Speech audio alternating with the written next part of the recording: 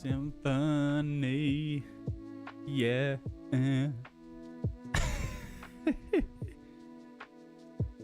Good afternoon, chats. Welcome to the stream.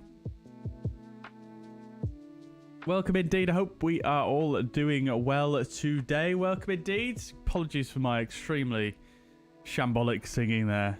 I promise that won't ever happen again. Welcome to the chat, everybody. Hope we're all doing well today. Welcome to the stream. So today is quite an exciting one for me personally. You guys know, and I've said it multiple times on the stream. Really, since time began, I've been saying that Leeds Bradford Orbx needed an update, and it's coming. It's coming. You guys can see it in the background there. If you follow me on social media, you will have seen on the various platforms that I have posted some previews. And yeah, Orbx is going to be doing an Leeds Bradford version 2, which is what we're going to be previewing in the stream today. Basically, the format, what we'll do is we'll do it basically the same as how we do any of our other preview scenery streams. Is we'll do an outbound flight. We'll do an outbound flight, which today we're going to be flying from Leeds Bradford to Belfast, which we've got the Pyreegue Devco scenery for. So we'll be flying over there and then making our way back to Leeds Bradford. We won't have a huge in-depth look at the scenery on the outbound leg, just to kind of, get a bit of flying in as well, And on the return, once we arrive back from Belfast, we'll have a bit of a deep dive into the scenery. I'll give you my full thoughts and opinions and things like that.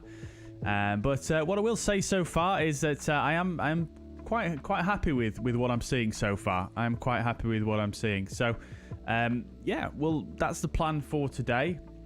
We will have a little bit of a look here just before we get underway, but because I don't want the intro to go on for hours and hours, as you guys know can sometimes happen, we will yeah, we'll keep the previewing to a minimum on the outbound leg anyway, and we'll experience it more as if you were doing a normal flight. Because I don't know about you guys, but I don't spend half an hour looking around the scenery before I start a flight when I'm on my own, offline or whatever. So yeah, that's the plan for today. I hope you guys will enjoy it, and I'm very pleased to be able to bring this to you today, actually. I'm not sure if I mentioned to you guys in the past that we are actually partnered now with Orbx, and this will be the first sort of preview that we're doing through that partnership. So I hope you guys will enjoy it. As ever, all opinions and thoughts on the scenery are my own, and any points of criticism, this is a preview build, so things could change before the actual release date. And that reminds me, actually, I do have some information regarding the release of this for you guys, because I'm sure that will come up. So let me just remind myself as to what it was that is on here. So the V2, I'm just going to turn the music down a touch here. So the V2 is actually going to release on the 7th of December. So it'll release next week on Thursday. And it's going to be coming in at, it is a paid upgrade, paid scenery. So the new cost, if you don't own Leeds Bradford already, the version 1 is $27.21. That's Australian dollars. However, if you do own the version 1, you will get quite a hefty discount, around 70% discount on that cost for the upgrade. So yeah, like I say, it will release on the 7th of December, and yeah, that is that regarding the release timings for this. But so yeah, like I say, we'll have a look at the scenery momentarily, but let's see first of all, who have we got in the chat? Right, so welcome everybody, welcome AV8, hope you're doing well, good to see you. Roy's here as well, welcome indeed, welcome indeed. No technical difficulties today, unfortunately. AV8, I think I've managed to work through some of the strange issues that I had last stream, and they seem to be persisting, which I'm quite happy with. So that's good to hear. Dave, good afternoon. Hope you're doing well. Glad you're enjoying the music. Also, AV8. Yeah, this is a brand new playlist as well to the channel, and the playlist is actually by it's a label called Alien Cake Music, and they have this full playlist of, you guys know I like to have sort of lo-fi, very chilled music in the background on the streams, and they actually have this playlist which is basically like lo-fi, like chilled versions of rock songs. And I don't know if you guys actually really know too much, but I am, the main kind of music I listen to really is rock and metal. So this is just absolutely perfect, really, for the stream. So I absolutely love it. So that's what we're listening to today. Like I say, it's the label is called Alien Cake Music. If you go on Spotify and check that out, it's on there. They were very, very kind enough to actually allow me to play this on the channel. They added me to their YouTube whitelist. So yeah, it's super, super kind of them to allow me to do that. So more than happy to return, a shout out for them as a recompense. So yeah, I do really appreciate them letting me play this on the stream. AC, welcome to the chat. Hope you're doing well. Welcome. Soren, welcome to the chat. Good to see you. Hope you're doing well. Brendan, welcome indeed. I haven't been trimming my mustache actually, Dave, today, or even really this week. I've been so busy. It's not even really a mustache anymore. So, but welcome, Dave. Hope you're doing well. Back from Helsinki, loads of snow. Yeah, very good, very good. We're supposed to have some snow here tonight, I believe, as well. Not sure about where you are, but I'm pretty sure we're due some snow up north. Leon, welcome to the chat. Hope you're doing well. Welcome indeed. Tobias, welcome. Naughty, welcome. Good to see you. The commentator, welcome indeed. Welcome indeed. Thank you so much, my friend. Thank you so much. AV8 says I took delivery of the miniFCU yesterday. Loving it so far. Very good, very good. Yeah, I've got mine. I've actually paid for the postage for the one that I purchased as well now. So yeah, looking forward to having that through and doing the giveaway on stream. Yeah, today is actually going to be the first time we're flying the Fenix with the miniFCU on stream, and we do have the miniFCU cam as well today. So very good indeed. Stephen, welcome to the chat, and Ace Airstream, welcome indeed. Welcome indeed. A couple of things about the miniFCU as well. Yeah, so I actually paid for my postage. Now, I've not actually got it yet, so I can't really give the final word on this, but I did make a comment in my video, my YouTube video, about the shipping costs being a little bit unsatisfactory, I suppose, is what I heard on the grapevine. But yeah, I mean, I paid the cost. It was a fair chunk for shipping, to be honest with you. It was about $45, but the tax that everybody was worrying about, I don't think is actually applicable to the UK. So it's really not as bad as I thought it would be. It's still quite a lot, but shipping from China it's in that ballpark anyway for well-established companies, in my experience. Maybe a bit less for established companies, but yeah, really not that bad at all. So I do want to sort of make maybe a follow-up to that. Maybe I'll do a YouTube short just talking about my experience with that, because that was a comment that I made based on sort of the community's reaction. And yeah, maybe note to self, don't use the community as a basis for a point in your video in the future. Second point, which is a bit more exciting, is miniFCU, I think, should be getting support in SPAD.next, maybe at some point next week, according to the developer. Fingers crossed. So I will be doing a video on that when it does launch, because we'll be able to hopefully get the numbers on the display with the Fenix through SPAD.next and Fenix Quartz when that happens. On top of that as well, speaking of new videos, is I think I'm going to try and do a V1, V2 comparison for Leeds Bradford as well at some point. I was hoping to do it this afternoon, but I don't know. This weekend's just going a lot slower than I thought it was going to do, because I am feeling a bit ill. I don't know if you guys can tell or not. I don't really feel too ill, I suppose, anymore. I've just got quite a chesty cough at the moment, so you might see me muting myself and me just disappearing and then coming back every now and again to have a slight micro coughing fit. But I am actually okay. It's just, yeah, a bit of a chesty cough. I think it's on its way out anyway. So, right, guys, I realise I'm actually rambling for Britain right now. So what I think we're going to do is we're going to start the stream. How many minutes in are we? 25 minutes already. Crikey. All right. Soren, thank you very much for being a member for 7 months, my friend. Much appreciated. Times do fly indeed. No pun intended. Right, guys, let's have a look then. So, jumping over to Microsoft Flight Simulator. Here we are at Leeds Bradford. Yeah, I mean, like I say, we're not going to do a full scenery tour at this point, but let's just have a quick look at some of the major points that the previous scenery was really lacking. And now, landside, I suppose, is something that isn't really totally essential to any specific scenery, really.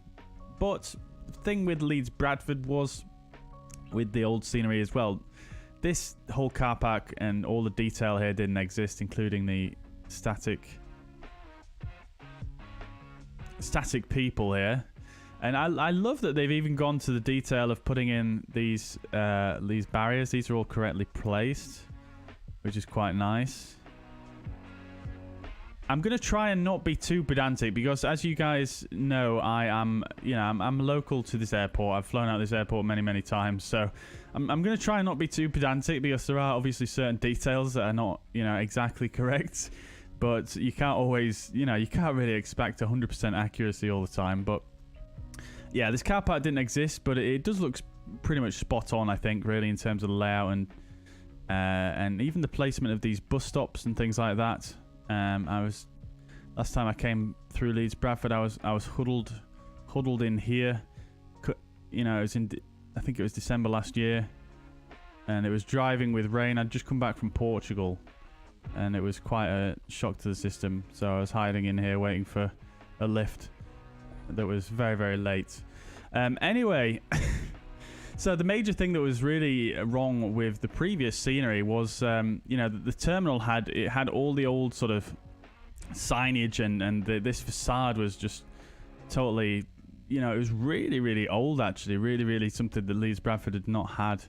It's not looked like that for a very long time. This is more up to date and spot on, so you gotta love that. There's a bit of an interior going on in there as well, but I think it's a bit of an interior that's meant to be viewed from the outside type of thing. It is quite sparse on the detail, but it's there, and it helps give a bit more life, which is always nice.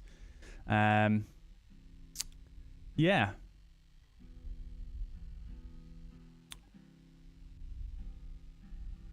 Let me see. I think they're actually missing the smoking area. I'm not sure. I think the smoking area is somewhere around here. There's like a little bit where you can see out over the car park. Anyways, small part, but yeah, along with this whole area as well, this is looking much more up to date, which is nice. I think this Jet 2 bit here is actually straight from the old scenery, but that's fine because I think it was pretty accurate anyway. And then one thing I did notice though, that this sign, I'm not sure if this is a bit of a meme or what is going on here, but Comic Sans on the sign right there. I know I said I'm not going to be too pedantic, but Comic Sans? Really? Yeah, I mean, I think the actual sign does have it is quite a rounded font, but it's definitely not Comic Sans. Yeah, anyway, so that's the land side. Like I say, I'm not going to go into all of the detail here. The roof of the previous scenery was actually quite good, so I'm not entirely sure off the top of my head how much has improved on the roof detail here, but I'm pretty sure there's a new interior to the tower, which is I don't think the previous scenery had that. You've even got the charts there, the AIP on for Leeds Bradford, which is nice. And you've got 2 levels in there as well. Very nice. I didn't actually spot this earlier. And there is a lot of new textures and stuff. Some of the old textures I think are still here, but yeah, there is quite a lot of new textures and new modeling. Yeah, a lot more ground clutter as well, which you love to see. This area had quite a lot of clutter before anyway. I think it's just more along, you know, the remote stand section down here that was missing the clutter. But you've got these custom jetways as well, which is very nice to see. The previous version of this scenery did only have the default jetways, which was always very upsetting to see. And same over here as well. We've got this guy. And we've actually got a rather correctly placed VDGS here. Now, I think this is actually inoperative. I'm not sure if this actually works as part of the scenery or not. I haven't really had a chance to test it. We'll test it on the way in, but Leeds Bradford does only have 1 VDGS in the real world. So, yeah, that's correct. And it is the correct stand, which you'd love to see. And there is a bit of visible interior as well from this side. One thing I also noticed that I'm probably going to mention to Orbx is there's some gaps here between the glass and the window frames, which is a bit odd looking, but you can't really see it from a distance. But anyways, yeah, so another thing that is improved majorly is the clutter. You can see all along here there is nice clutter. We've got Jet 2 branding and all sorts. Obviously Jet 2 being a, you know, the home base of sorry, Leeds Bradford being the home base for Jet 2. And another thing that the old scenery was sorely lacking in as well was the ground markings. They weren't very visible, and there was stop bars missing from nearly all of the stands as well, and the stop bars appear to all be now correctly placed, which is very nice. This is a VATSIM aircraft, so they're probably using a different scenery. But as you can see, this is our aircraft here. They've got the stop bars, which is super nice to see, because that was, I don't know, it just felt unfinished, the old one, without the stop bars. We've got a colleague flying a Jet 2 737 there. Love to see it. Very nice. Yeah, and then we've got this whole walkway down here. This is quite synonymous. If you've ever flown from Leeds Bradford, you've probably walked down here, to be honest. I don't think I've ever... I think it only a very small handful of flights I've ever gone down the jetway at Leeds Bradford. Usually I end up walking down these walkways, which are actually, it looks quite clean in the scenery, but they're actually, yeah, they're pretty grotty at the real airport. They're quite dirty, and yeah, but it is a synonymous part, because you come out here after waiting inside, and you come out here into the cold. You know, it's always cold in the north, as we all know. You come out here into the cold and you walk forever, and you're like, when am I going to get to my plane? And then you have to stand here for ages while they decide to, before they open the doors, and then you can finally come out and let you on the plane. So yeah, that's got a nice little interior there in as well, which is really nicely done, actually, I think. And I have set up a little bit of a quick micro GSX profile as well for the for this scenery, just to kind of have a bit more immersion, I suppose. See the passengers walking down for this stream. And yeah, so like I said, I think that's probably about all I'm going to show. I'll show a couple more things actually, and then we'll have a full tour on the way back. So we have some horses down here in the field. Actually animated horses. See them moving.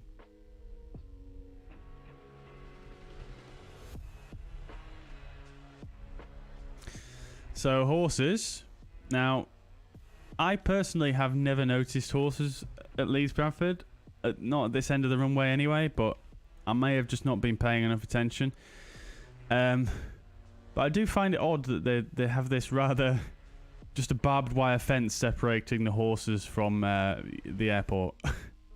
And I think it is actually missing the perimeter fence pretty much all the way around, which is unfortunate. I'm not sure if that was an issue with the old scenery or not off the top of my head, but as you can see, there should be a perimeter fence just coming, you know, basically down here along this tree line. So yeah, and then if we go all the way down here yonder,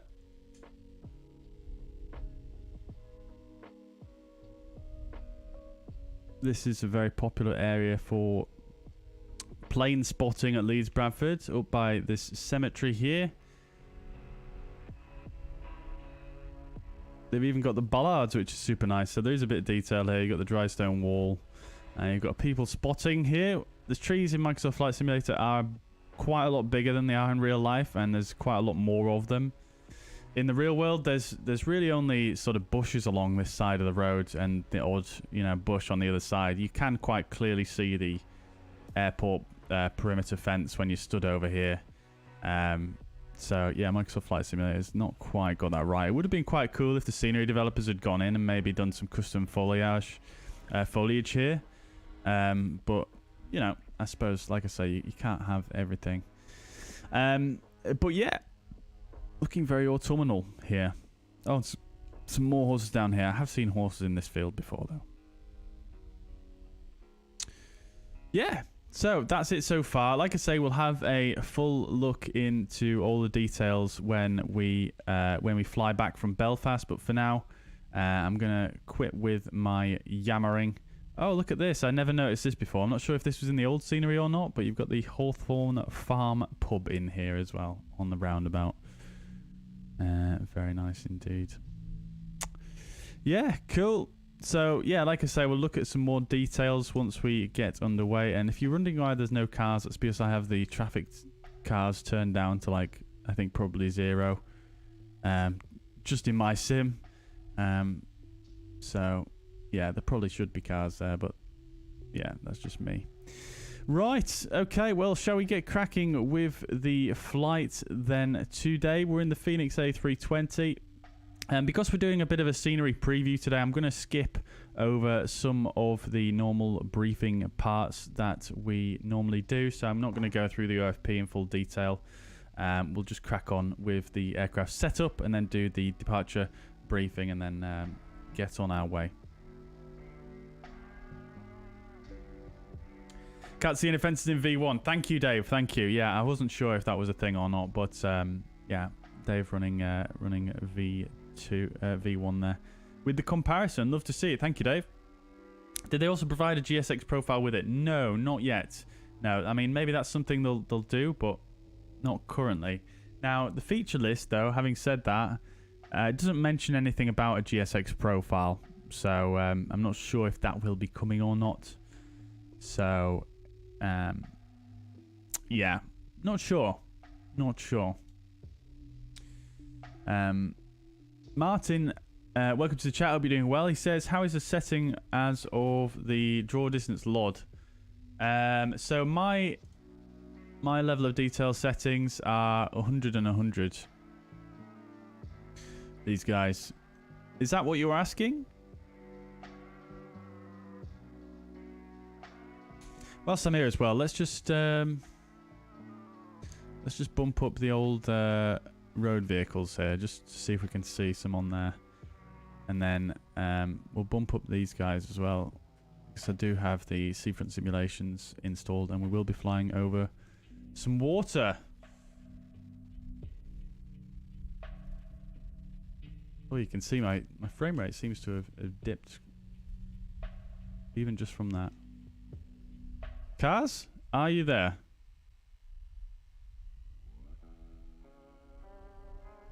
To be honest with you, this kind of just looks like satellite imagery. It doesn't actually look like Microsoft Flight Simulator Road, if you know what I mean. There we go. There's a car, a lorry even. Boom, straight through the tunnel. Love to see it. Very nice. Okay, so the cars do work. There has been some upgrades over here as well, near the multi-flight hangar and things, but like I say, I'm not going to show everything right now. We'll do the full shebang at the end. Otherwise, we'll be here for days.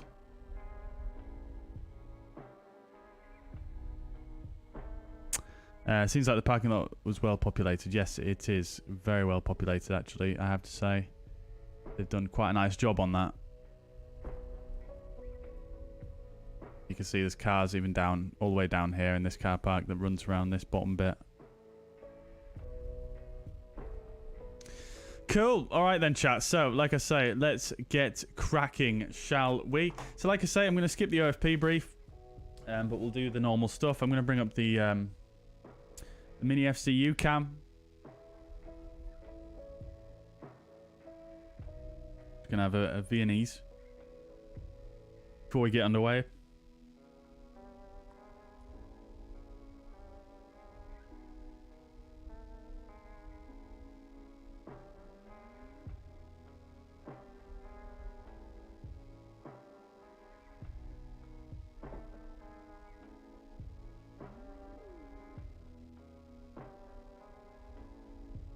Okie dokie.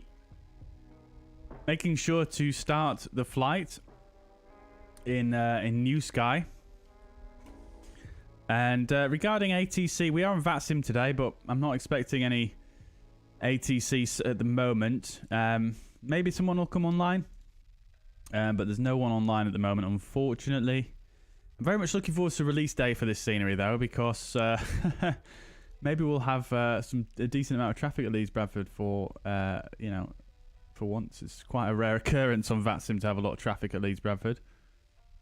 Let me just double check the runway in use as well.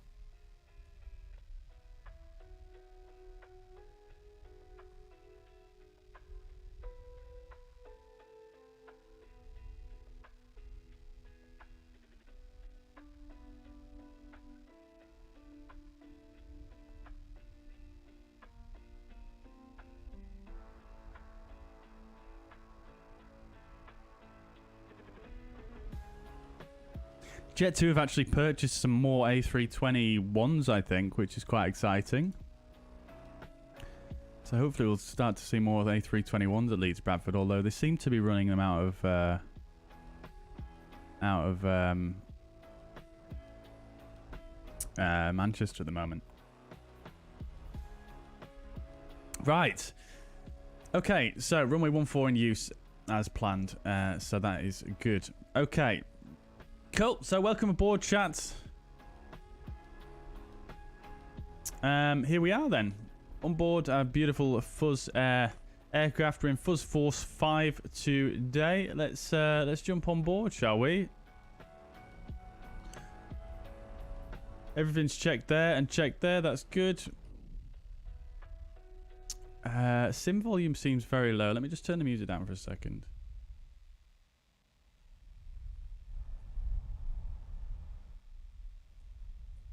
Okay. I just... Yeah. Can't hear the sim at the moment. I think that's because it's muted. I think I muted it the other day while I was messing. There we go. Alrighty. So we're in our seat. Let's get it adjusted. Lovely. Oh, that was me that I just heard. Back on. Let's go to Unicom anyway. Okay, so let's have a look. The captain's already been on board and done a little bit of stuff here. That's all looking good. QNH is set properly. Everything else looks fine there. Just going to adjust the brightness here a little bit. Okay, cool. Let's get all this done. We'll do that in a moment. That all looks good. That all looks good. Right, so let's pop over here. Go to the Fenix app and start the process. We're running Fenix 2 GSX as well, so we should start to see some rather nice integrations happening in just a moment. Yeah, cool. So we'll come over here. We'll go ATSU, AOC. We do have our load sheet here as well, which we'll accept, and then we'll also come here and we'll do a weather request here as well for EGNM. I hardly ever use this, so I thought let's just give it a go today. Why not? Cool. Alrighty then. So let's just go over here and we'll leave that there. So let's go data, aircraft status. The nav database is current. Oh, actually no, it's not. How time flies. I thought I updated this just the other day. It's the first time we've flown the Fenix on stream in quite some time, actually. Right, so we're going knit request. I've not done...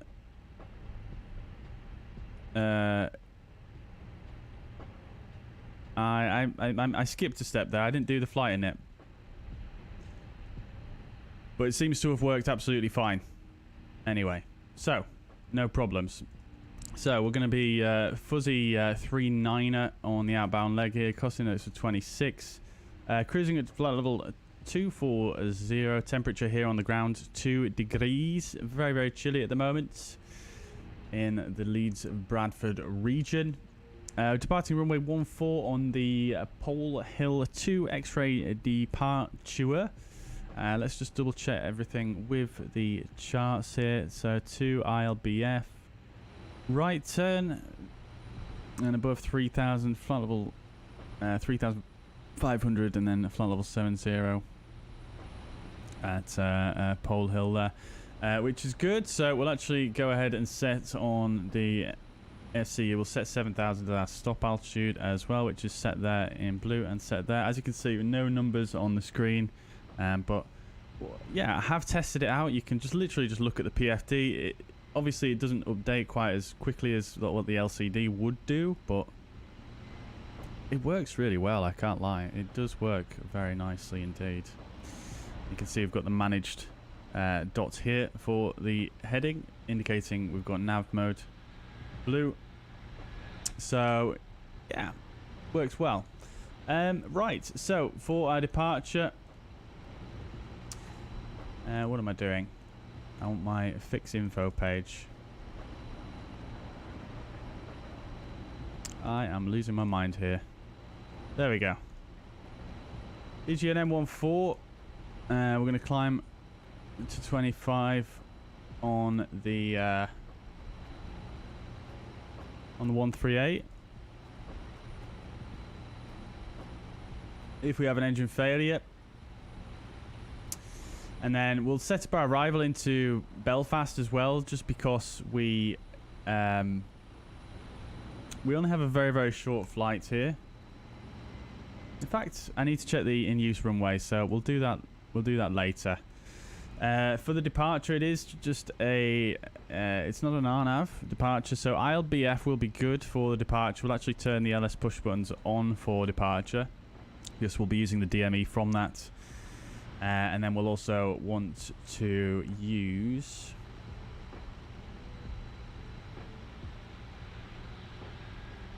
We'll want to use Pole Hill, which is automatic tune, but we'll take that and force it. And we want the 262 inbound course, and we also want the LBA ADF.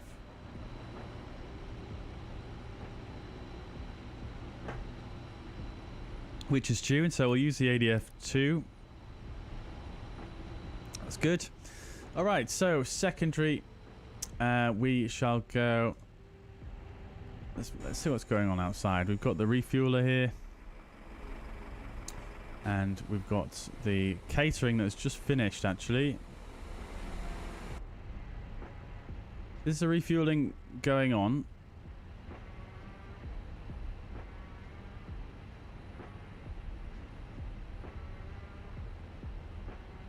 It is, yeah. It's already happened, actually. We'll go ahead and set the seatbelt signs on.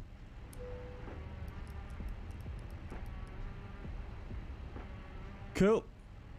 So in case of engine failure,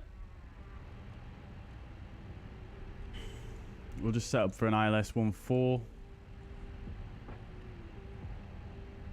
And that'll do it. That's really all we need to do. And then we'll do our init B page. So we'll go receive messages, load sheets 56.6. And then for the CG, 31.7. And then fuel on board, we've got 4.6. For the wind, we're going to have a little bit of a headwind of 16 knots for today. Alternate fuel is 1 ton. And route reserve is 0.6, giving us 0.1 extra. Is the boarding going to happen? Is the refueler still out there? No, he's gone. That's good. That's good news. See you later, Jet 2. Okay. Lovely stuff. So, that is fine. Okay, so takeoff performance then. We're absolutely speeding ahead of the ground operation here. So we're going to have packs on. We're going to have anti-ice engine only. We'll sync the preliminary and the live weather conditions. And we'll do a calculation. Amazing mates, welcome to the chat. Hope you're doing well. Jetty Flies, welcome indeed. So 1293535, flaps 1 down 0.452.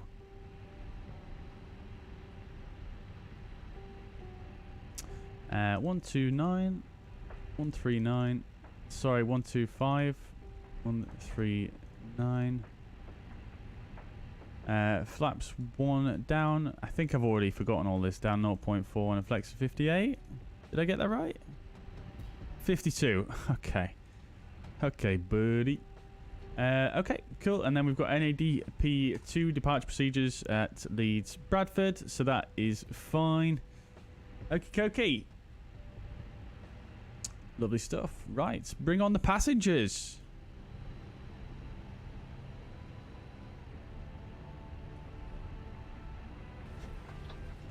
Here they come. I can hear them coming. I can hear the seatbelts going before they've even got on board. Okay. Cool. So we've done everything we really need to do. I'm going to get a little bit of integral lighting here. Yeah. Okie dokies. So I think we should probably do a departure briefing. I think. So Aviate says, what radio panel do I recommend buying? Now, I don't know. I'm not that well versed on radio panels, to be quite honest with you. I do have a radio panel. We should start to see the passengers coming down there. There we are. Lovely. Now, I only set up this profile in a very, very small amount of time earlier on. So if they do clip through the glass, you'll have to excuse me. That's my fault. But looks like it's working okay for now. But yeah, radio panels, like I say, not that much experience on them personally, but yeah, I've got the Logitech myself. Yeah, I've got the Logitech myself, which I do like. I do enjoy it. It is really nice. I think it's got a little bit more of a GA feel to it than, I don't know, maybe other radio panels out there. But I mean, it's nice. I think the... Oh, did I just kick that camera? I think the... In fact, I'll tell you what I can do, because we've got this separate camera here today. We can actually do a bit of this, can't we? So if I spin it round, like so.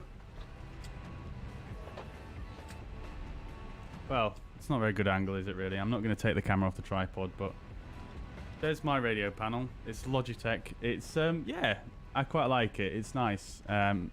I think it's a really good option for the price. Yeah, it works well. I think if it's the first radio panel you're getting, maybe the Logitech is a good choice.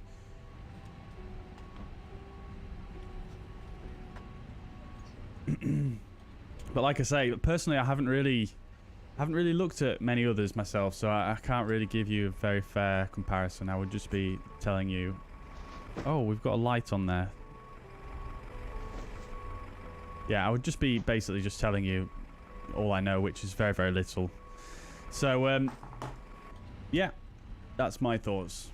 Just get the nose light off and stop blinding everybody on the ground.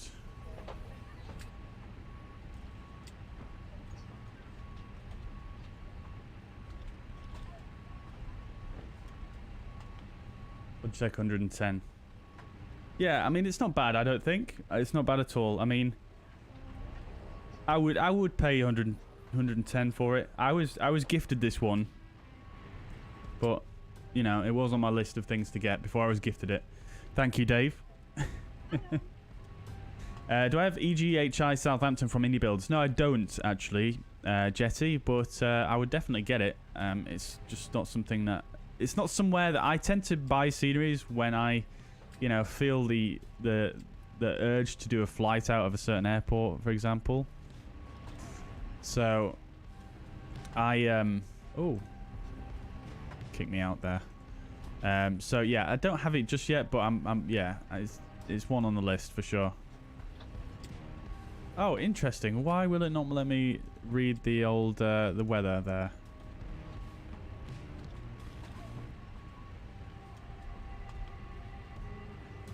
Interesting. This is a system I very rarely use, so I'm not sure why it's doing that, but nevertheless, we can always check our weather through auto here.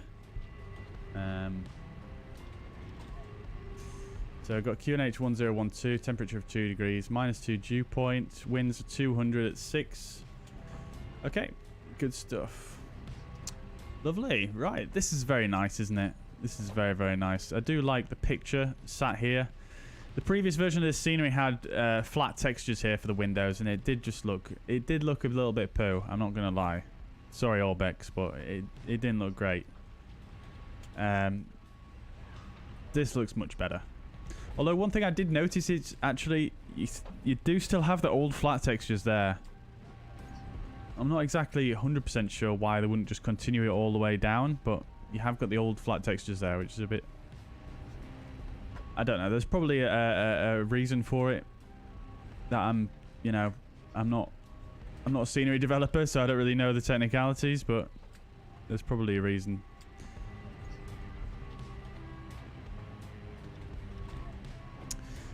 Yeah, guys. Okay, so let's do a departure briefing then. Amazing Maze says, stuck in chaos today. Munich airport closed till tomorrow due to heavy snow. Crikey. Wow. That's no good. I thought Europeans were better at dealing with snow than us in the UK. That sounds like a UK problem. It must have been a lot of snow, I can imagine. Crikey. Well, I hope things return to normality soon anyway.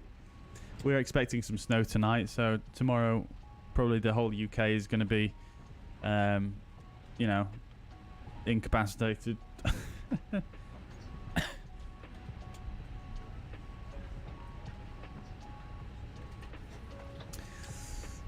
Right.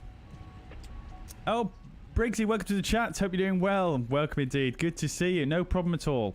I'm sorry I couldn't help you more, but hopefully you can manage to work it out soon.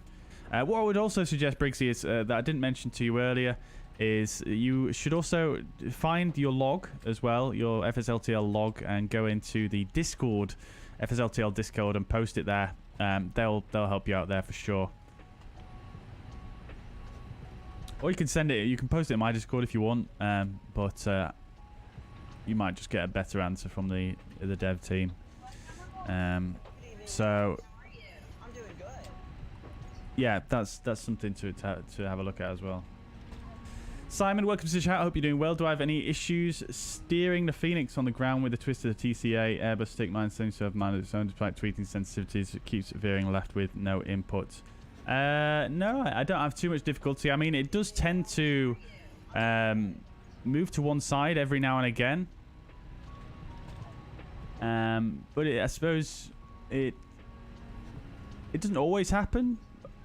I mean, one thing to be aware of is obviously if it's very windy at the airport you're departing, the wind is still going to, you know, blow the aircraft a bit when you're taxiing. So maybe that's what you're seeing there, or potentially it's some kind of centering issue with the Z-axis, which I had previously at one point, which required me to actually take the joystick apart and clean it.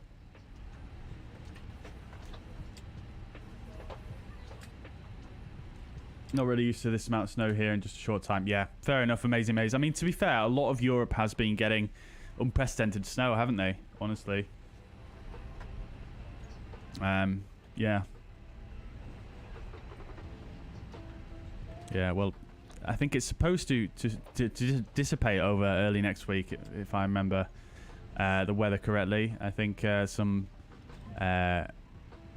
warmer air coming off the Atlantic is going to be, you know, making its way over Europe next week, so it should get a bit warmer and less snowy, hopefully. Right, I think the last few of the passengers are coming now, so let's get the APU master on and APU start.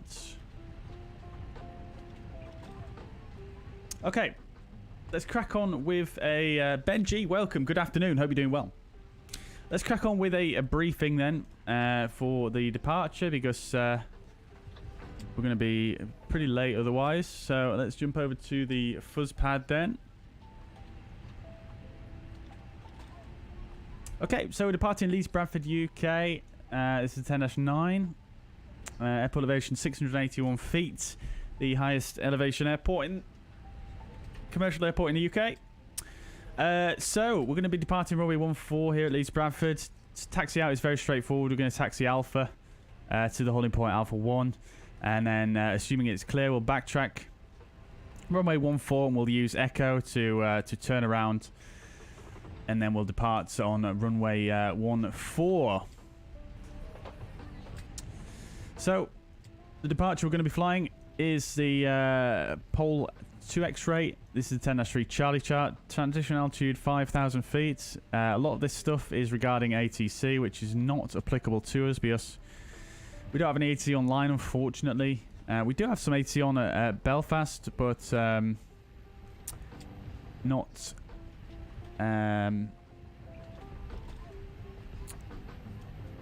Oh, it's Mariner on at Belfast. Let's go, dudes. Mariner Howley on Twitch, guys. Good friend of the channel, and yeah, it looks like he's controlling at Belfast. So we'll speak to him once we get there. Assuming he's still on. So, like I say, not applicable necessarily. MSA is highest in the southwest here, 3,500 feet, reducing to... hello, number 5.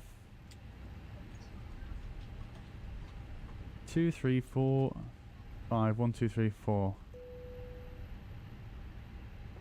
I cannot see a 5 there. That's not correlating. Is that a printing error, maybe? Anyway, MSA is based on the Leeds Bradford NDB, and the MSA 3,500 is in the southwest, which is the highest. Anyway, the departure itself, do not climb above 70, which we will do. We'll probably give ourselves clearance higher earlier because we've got no ATC online. It is quite quiet at the moment. No turns below 1190 feet. So we're initially going to fly out straight ahead to 2 miles ILBF, which is the lock DME. Then we're going to take a right turn to 262 track and, sorry, 262 radial. Sorry. The 262 inbound course to the Pole Hill VOR. At 40 miles Pole Hill, we need to be between altitude 3,000, flight level 70. 10 miles between altitude 3,500, flight level 70. And then out to Pole Hill, where we need to be at required altitude of flight level 70. And that is going to be our stop altitude. We've got the Pole Hill VOR tuned, as well as ILBF and the Leeds Bradford NEB.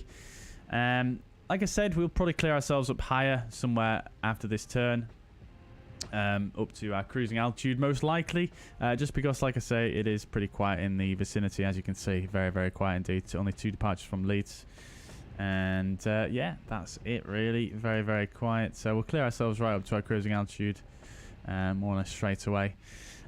Weather's pretty good. Nothing really to say about that. Aircraft's in good condition. We know the airport well. We know the departure well. Yeah, no real threats to be aware of. I think the biggest threat really is probably our complacency and the fact I've not flown the Fenix in a little while actually, so it might be handling a little bit different to what I remember. So we'll see.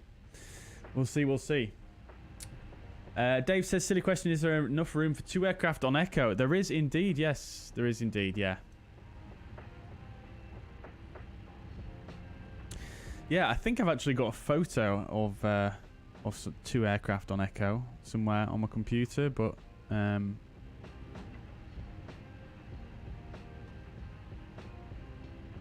yeah, I've definitely seen 2 waiting on there before. El Pino, welcome. Hope you're doing well. Welcome from France. Welcome indeed. Briggsy's getting Logitech radio panel and the autopilot panel for Christmas. Very nice. Indeed. Lovely. Right. Okay, guys. So, I think it's about time we get going.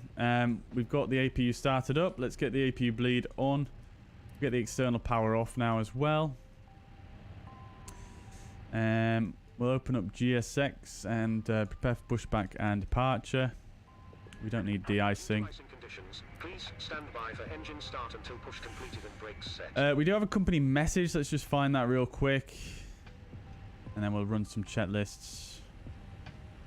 Oh, we've got revisions here. Okay, fine. Let's just do that real quick before we do anything else. Okay, so we'll go back to our init B. So we've got zero fuel weight. We've actually got 2 tons more than expected. 58.4. And then 31.7. So the CG is the same. We've just got a heavier zero fuel weight. So that's fine. And we'll rerun our departure calculations. Turn down the music for departure here. So 130, 140 and 51. Slightly higher speeds as you would expect with a slightly higher weight.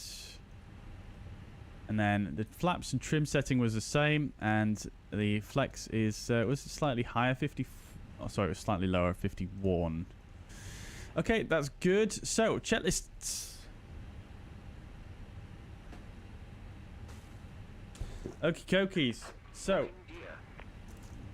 copy preparation checklist. Gear pins and covers removed. Fuel quantity is 4.6. Seatbelt signs on adheres. Nav. Bar F is set 1012 on both sides. That is a copy preparation checklist complete. And yeah, that's good. So let's just do a final look around before we push back. We'll get the beacon lights on. Let's just have a look around, make sure everything's closed. Let's close this door here. Everything looking very nice indeedy. Tugs connected. Lovely. Let's do a pushback then. So we are on VATSIM, so I'm going to just make a quick thingy on Unicom. Leeds Bradford traffic, fuzzy 39 stand 10 is pushing back, facing to the west, and then we'll taxi November and Alpha for runway 14. Leeds Bradford. Cool. So let's go ahead with the pushback. So we want to... Due to icing conditions, please stand by for engine start until push completed and brakes set. Hopefully I get this right. I want my nose... At the end of the pushback, I want my nose to be facing to the left and the tail to the right. That's what I want. Release parking brakes. So, before start checklist, parking brake is currently set. Takeoff speeds and thrusts. 304040, flex 51. Windows are closed, beacon light is on. Before start checklist complete. Parking brake released. Commencing push. Due to icing conditions, please stand by for engine start until push completed and brakes set.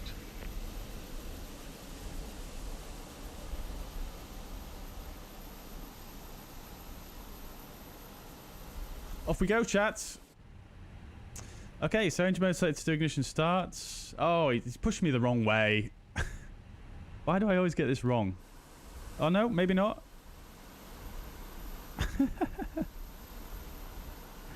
No, we might be okay. So ignition starts, engine 2 starts. Oh no, I've got it right. Yeah, let's go. Jules Bianchi fan, welcome to the chat. Hope you're doing well. Welcome indeed. Welcome indeed. Off we go then. Alrighty.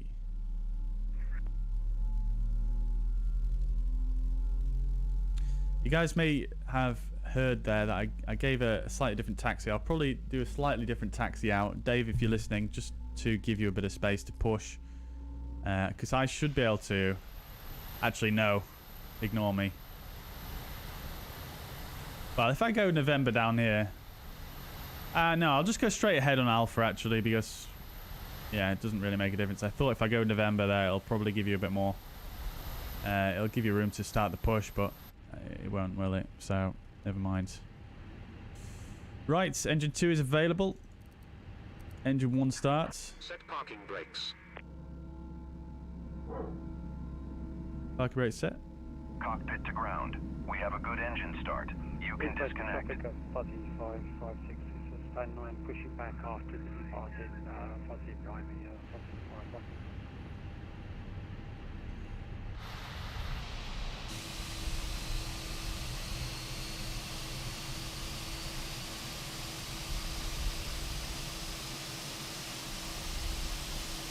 The GSX can't see. Yeah, this is not a custom pushback. I didn't do a custom pushback for the GSX profile, so it's not quite got me on the line there, but it's good enough.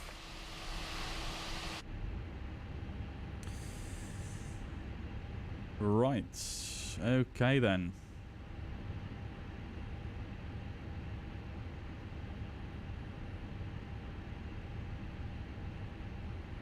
Tow truck disconnected. Bypass pin removed. So engine 2 avail. Sorry, engine 1 avail. Light is clear.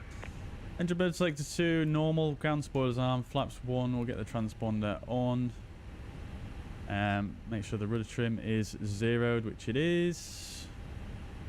CG is 30.4, so we'll go like so. Ecam status is checked. That's all good. We'll do a quick flight controls check as well. Full left, full right, neutral, full up, full down, and neutral on the rudder, full left. Got very slippy socks on today, so that's a bit difficult to push, but full right and back to neutral. Auto brake max. All set here. Everything's good. We'll get the APU bleed off, APU master. And we'll do the after start checklist. Get the engine anti-ice on as well. Okay, so after start checklist, anti-ice, engine only, cam status checked, pitch trim 30.4%, rudder trim is neutral, after start checklist complete. Taxi lights on. Let's go, chat. I think he's preparing for pushback, but I think we're good to taxi. So, Leeds Bradford, fuzzy 39er taxiing to runway 14 via Alpha, Leeds Bradford. Okay, parking brake released. Let's get underway. Another nice little addition to this scenery as well is the custom taxiway signage, which you'd love to see. You guys know I'm a sucker for custom taxiway signage, which is very nicely done. It looks very nice, although there is some default signage remaining. I can't see any currently. There you go, there's some default signage, but you can see there is custom signage as well, which you'd love to see.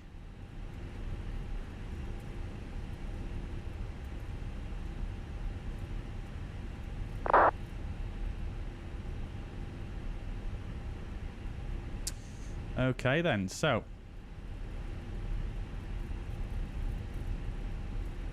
someone was asking earlier about the Fenix pulling to one side. I'm just going to let go of the tiller here, and you guys, you should be able to see whether or not it pulls to one side. There we go. Let go of the tiller there. We'll check with the cabin. We'll come down to here. We'll get the weather radar, predicted wind shear on. We'll do a takeoff config test as well. So taxi checklist, flight controls are checked, flap setting config 1+F, radar and predicted wind shear on an auto, engine mode selector is in normal. ECAM memo.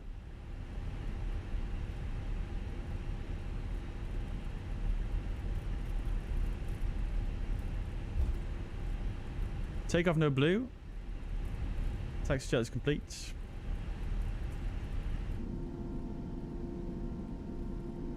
We'll be back.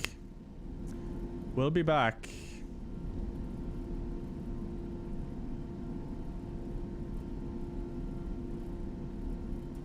Jet 2 officers there. Don't think they've changed for this V2.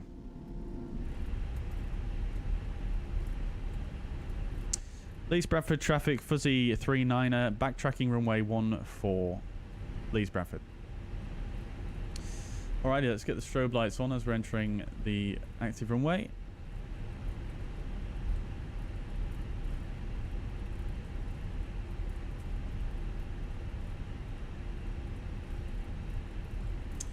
What flight entertainment do we have on fuzzair? Unfortunately, I think you're stuck with me on fuzzair, I'm afraid. Got my my commentary from the live from the flight deck. It's not very good entertainment, I will say. There's a little bit of a lump there on the taxiway.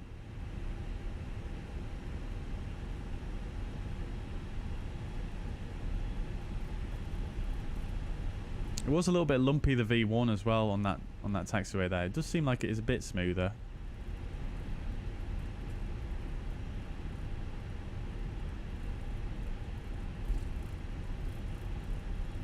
Join Mariner stream, he knows you're coming. Oh, very good. Amazing, amazing, amazing.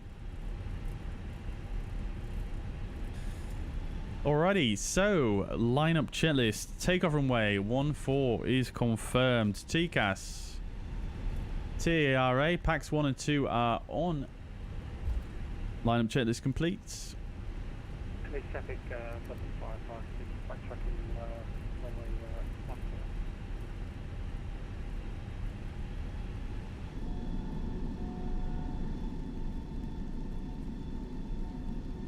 Oh, we didn't get the shot going over the road there. I think the taxiway, the taxi lights, the centerline lights do look like they're custom, like they're new. Can't remember if they were like that on the old one or not, but they do look very nice.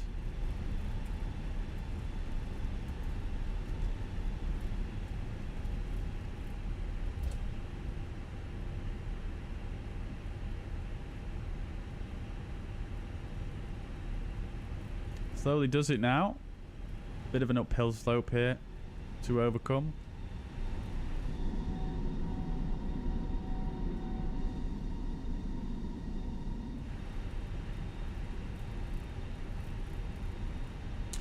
Alrighty, so we'll line up runway 14 and wait whilst Dave taxis round.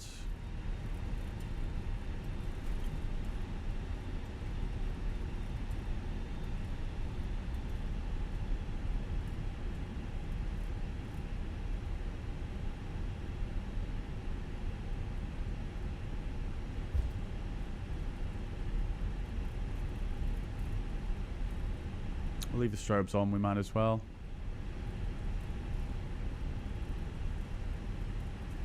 Looking very autumnal. Courtesy of Rex Accuseason. Got custom taxiway signage here as well, which you love to see, and there's some nice flashing wigwags as well, which weren't there before, along with the red flashing stop bars. They weren't there before either. Now, has that just disappeared because I approached it, or is that going to come back on? Oh no, it's just the camera angle. Well, that's kind of cool though, to be honest with you. Has Dave caught us up already? He has. Crikey. Righto. Leeds Bradford traffic, Fuzzy 39 are lining up runway 14 for an immediate departure. Leeds Bradford. Alright, so lineup checklist is complete. Let's get lined up. Come to a full stop. Runway is not the longest in the world here at Leeds Bradford.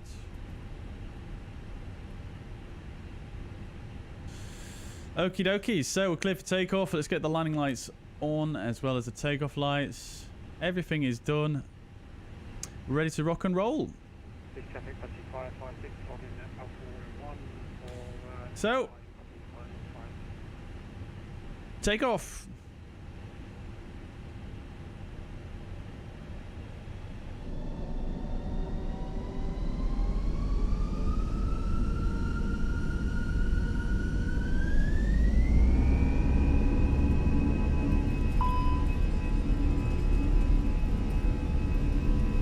Manflex 51 SRS runway auto thrust blue. Flex set airspeed alive. A little bit distracted there by the caution.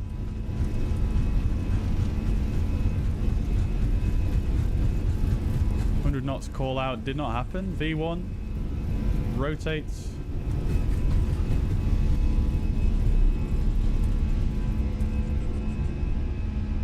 Positive rates. Nav, gear up.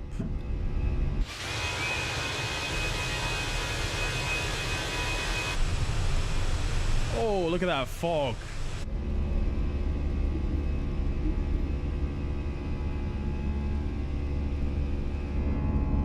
Oh, baby. Woof. Let's just do this so you guys can see it a bit better. Crikey.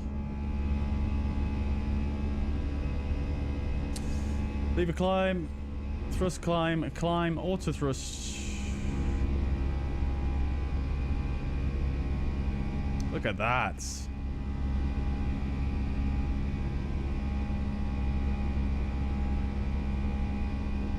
Alrighty, we'll get the ground spoilers disarmed. Bring the cabin crew. Nose lights off. And we'll take that right turn.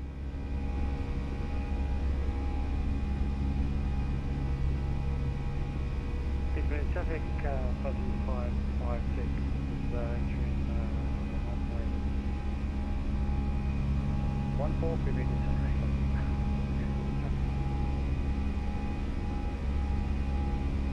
Very nice indeed, very nice indeed. S speed, speed checked, flaps 0.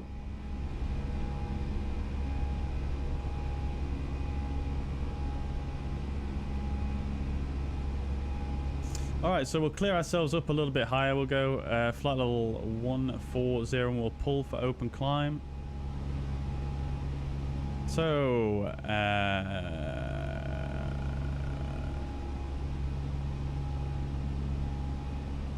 set standard. Push buttons can come off now. Flight level 140 blue. Alt blue, open climb.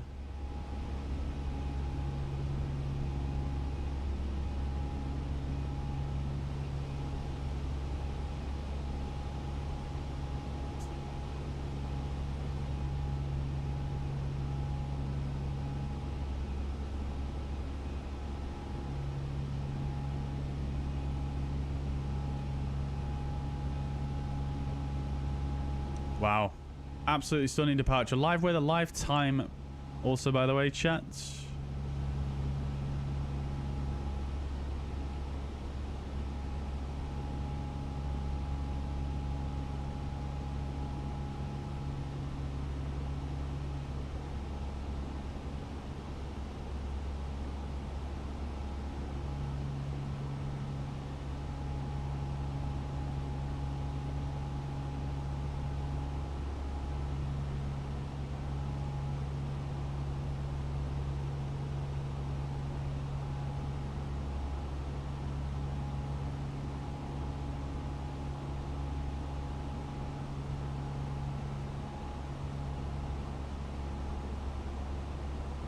Okay. AP2. Cool. Nice departure, chat. Nice departure. Absolutely lovely. Coming over the moors here. Love to see it. Very nice. Very, very nice. Nice little sunset. Definitely doesn't look this orange out my window, but hopefully Sim Update 14 will maybe amend that a little bit.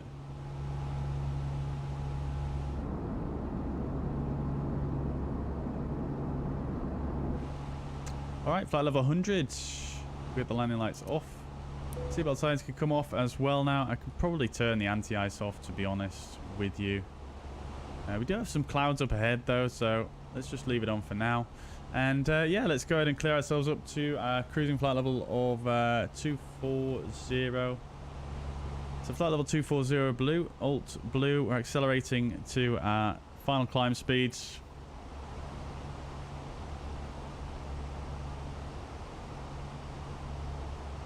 And we're looking good.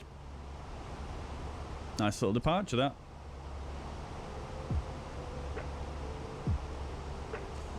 Good stuff. Looks like we may have a dark arrival into Belfast, which I may fix. You guys know I'm not a huge fan of doing night arrivals.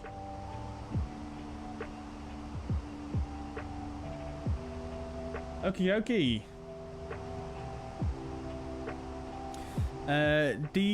D-Core Aviation, welcome to the chat. Hope you are doing well. What's the difference between AP1 and AP2? There isn't really a difference, to be honest with you. They're just two different redundant systems, basically. Generally, you will use the autopilot that corresponds with whichever is the pilot flying, and because we're sat on the right-hand side, we're going to use AP2.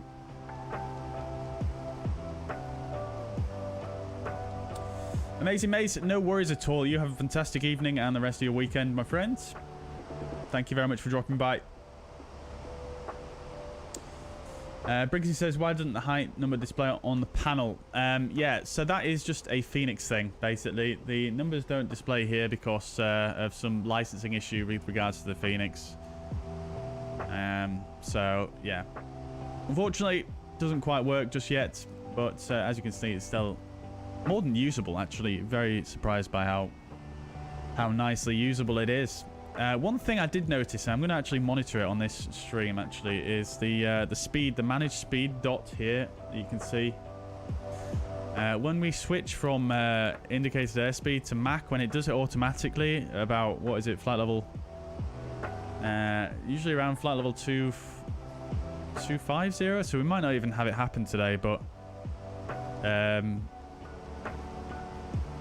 this dot disappears. Might be a bug with the miniFCU software, so I'm gonna monitor that. But yeah, I mean, it's a licensing thing in short, Briggsy. The Fenix actually uses the underlying systems are actually basically a system called ProSim, which is what they use sort of for professional sort of flight simulators. What temperature we're on? There we go. So we'll get the engine anti-host off as well now. But yeah, they're using this thing called ProSim for the underlying systems. And they've got this sort of licensing agreement with ProSim, which means that it restricts them from allowing people to use their own hardware to a certain degree. So yeah, hopefully that changes in the future. There are some workarounds which are not possible just yet, but should be possible in the coming weeks. But yeah, that's unfortunately the situation at the moment. Albino liking the gear cam. Yeah, I have to say I'm a big fan also. Glad you're enjoying. Copper, welcome to the chat. Good morning from Phoenix, Arizona. Very nice to have you. Beautiful takeoff view indeed. It is indeed lovely West Yorkshire. David says, why hasn't Orbx done Gatwick or Heathrow? Are they not allowed? I don't know, actually, but Origami Studios and Ini Builds have done both of those airports to a very, very high standard, so I wouldn't expect to see Orbx pick up on that. Because Ini Builds and Origami Studios, yeah, really, really absolutely knocked it out of the park with Heathrow. And their Gatwick does, I think, need an update, but it's still quite a nice scenery.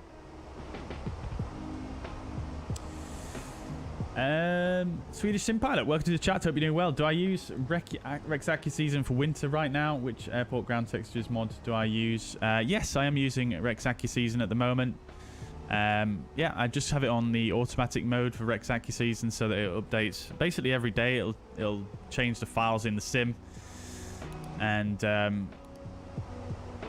yeah, that's what I have Rex Accuseason set to. And then we've got for the airport ground textures, I'm not actually using anything because the majority of airports that I fly out of are payware airports which have their own custom ground textures, so I don't tend to use a yeah, so I don't tend to use any kind of airport ground textures mod because that, you know, it doesn't have any effect when you've got sceneries with their own custom textures.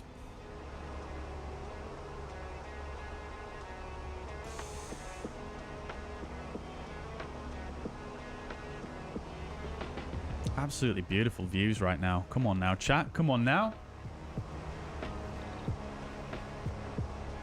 Right. Just over 1,000 to go. Let's pull VS 1000.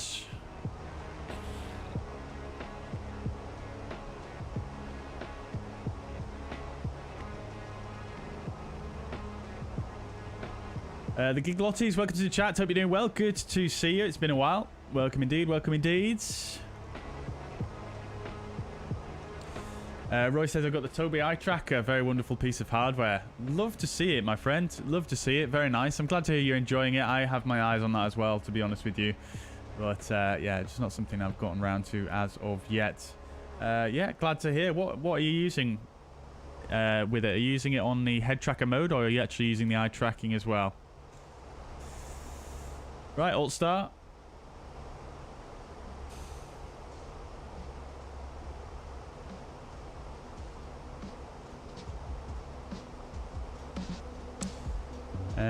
Let's see. Stian, welcome to the chat. Hope you're doing well. The last song was a chill version of Zombie by the Cranberries. It was indeed. It indeed was. We've got a full playlist on today, which has got all sorts of covers. Speed Alt Cruise. All sorts of chilled lo-fi covers. So, yeah. It should be quite interesting to hear which ones people recognize and which ones people like the original versions of. Welcome though, Stian. Hope you're doing well. Copper says, do I use an add-on manager? I do, yes. I use MSFS add-ons linker. Dennis, welcome to the chat. Hope you're doing well. Love your choice of music, mates, for a great atmosphere. Glad you're enjoying it, my friend. Glad you're enjoying it. This is a new playlist I mentioned earlier on by Alien Cake Music. Alien Cake Lo-Fi on Spotify. This guy. Feel free to go check it out if you want. They like whitelisted our channel so that we could play this on stream, which is very, very nice of them.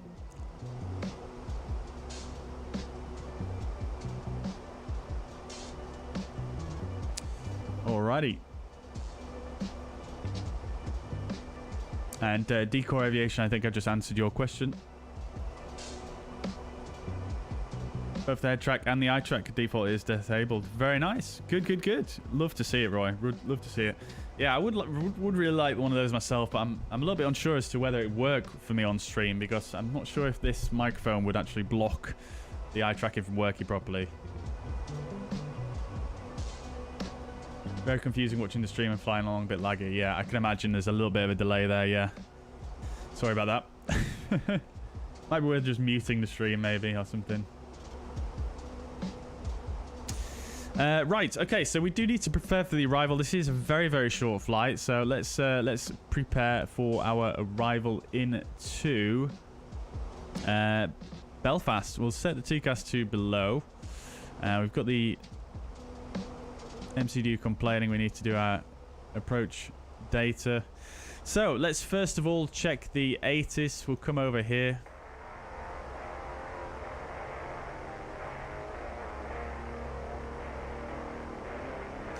Aldergrove Romeo 25 in use. Right, that's fine. I'm actually going to do this because it's just easier.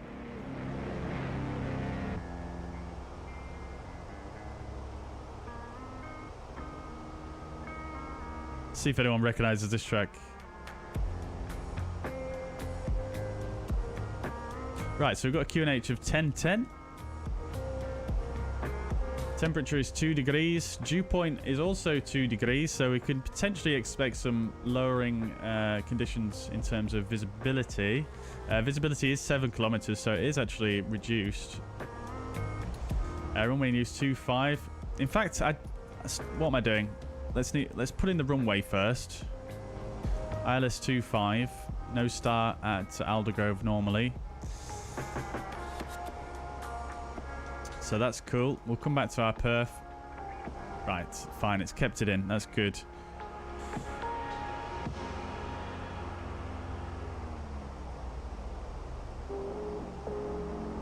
Okay, so that's good. Wind 210 at 4 knots. Transition level.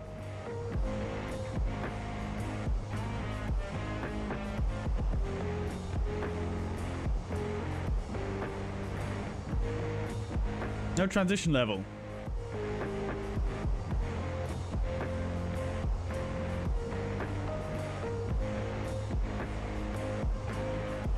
We'll work it out ourselves. 1010 and 6,000. So flight level 75. And then, yeah, our minima, I'm going to turn the music down a bit. It's quite loud, actually. Sorry about that. 468. We'll do a flaps full landing.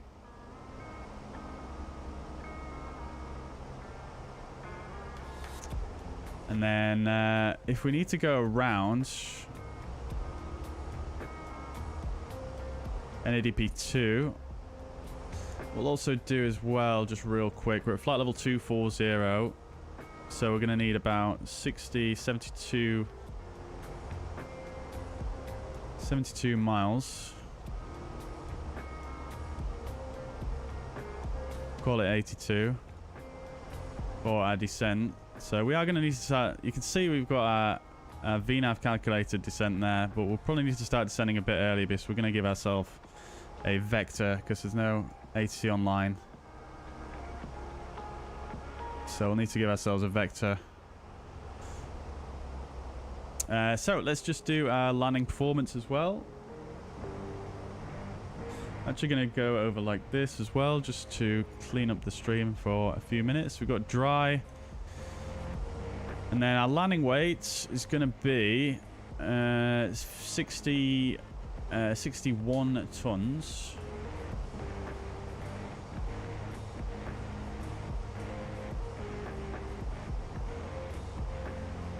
Low auto brake will be fine. Idle and auto thrust off. Flap full.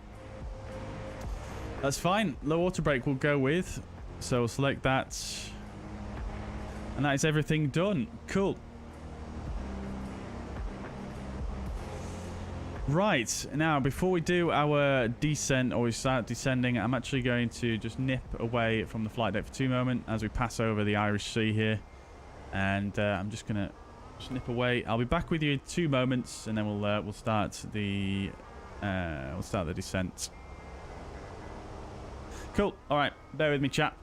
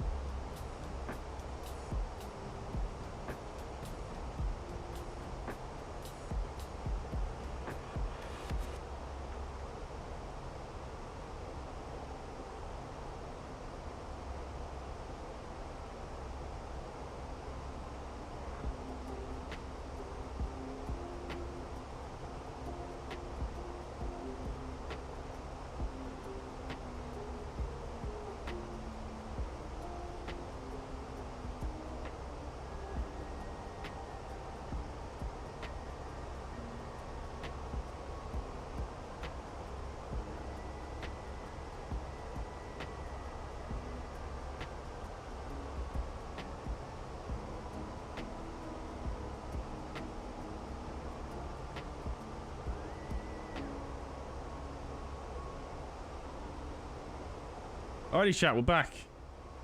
Hope you're enjoying the music. That was the Unforgiven cover, by the way. Metallica. Hayden, welcome to the chat. Hope you're doing well. Am I flying into to Mariner's controlled airport? I am, yeah. I am. Oh, beautiful. Look at that. Can we spot it? No, not quite. Right, so we should probably start descending now. So I'm going to give myself... we'll give ourselves initial clearance down to flight level 120. And we'll pull for open descent. So thrust idle open descent. Flight level 120 blue. And we'll actually do a bit of a briefing now. So let's jump over then to the fuzz pads. And we'll do a bit of a briefing, shall we?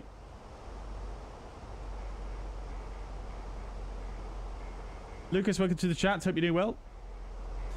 Good reshade for Explain 11. I'm not sure. I used to use Shade X, not Reshade, but which was okay, but still, it's not the best in the world. Just going to pull for vertical speed as well here as well, and go for something a bit less.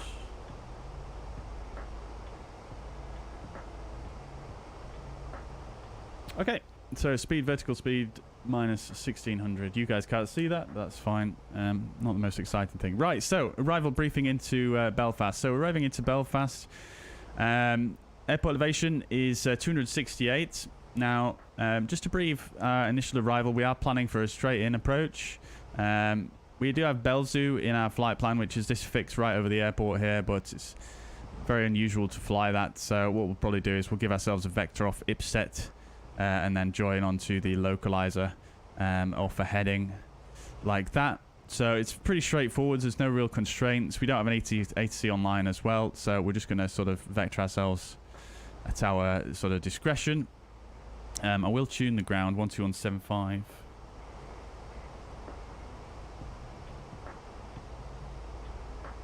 Just so we've got that pre-tuned as well. Yeah, so the arrival is that basically, and then we're going to be flying the ILS for runway 25. This is the 11-2 charts. So localizer is India Alpha Golf 109er 9er. Final approach course of 247 degrees. Final approach fixed 2,500 feet, 6.8 IAG. Runway elevation is coincident with the airport itself. MSA highest in the southeast, 3,500 feet, based on the Belfast VOR.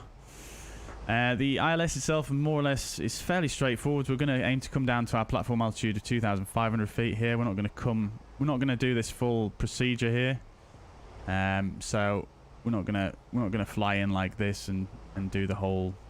We're not gonna do the whole hold and then fly out, and we're not going to do that. We're just going to fly in off a vector onto here. So we're going to be descending down basically to 2,500 feet. So that is the platform altitude. The glide slope is a standard 3 degrees. If you're wondering what I'm doing in the background as well, chat, I'm just checking things basically. So glide slope 3 degrees, platform altitude 2,500. The minima we're going to use 468 cat 1, and then if we need to go around, it's continuous climb to 3,000, initially straight ahead 2,500, then a right turn to the VOR to hold at 3,000 or as directed. So that's that. Fairly straightforward. And then we are going to arrive into Belfast. We're going to arrive on runway 25 here. We'll probably roll out to about here, I would imagine, on low auto brake. So we'll taxi on right on runway 35. And then take a right turn onto Charlie, as I imagine the taxi will be. And then we'll ask Mariner to surprise us with a stand number.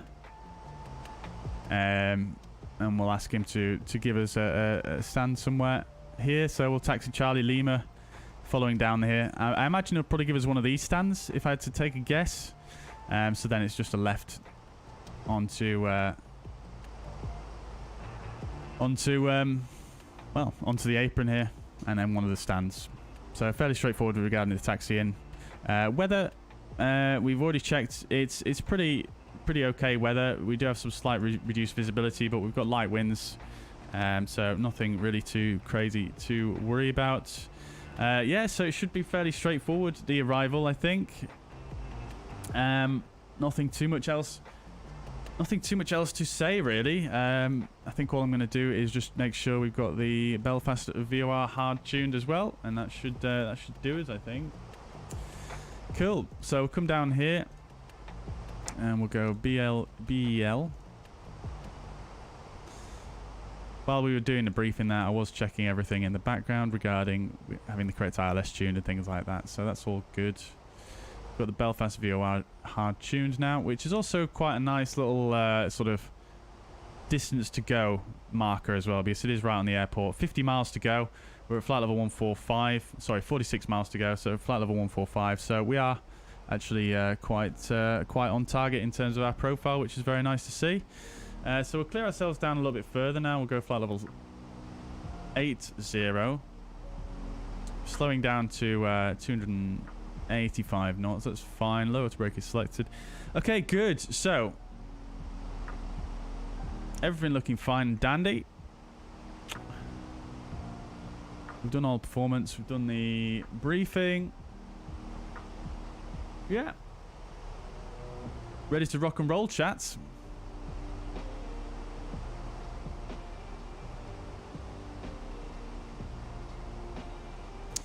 Cool. We've got a company message as well.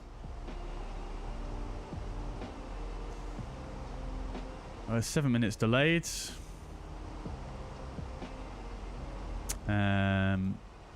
minutes. What's our excuse, chat? Let's just say loading late removal.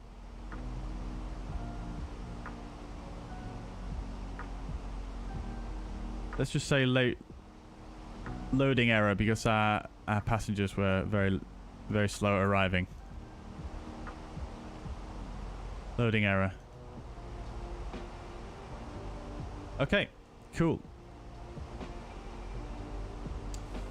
Roy says these views are amazing. Do I have the beta 14 installed? No, I don't know. This is just the current public release build with my NVIDIA filter. Lucas, welcome to the chat. Hope you're doing well. Let's see. Hayden says, please don't go easy on him. I'll do my best. Marion is a very good controller though. Right, we're coming up to flight level 100. Let's get the lighting on.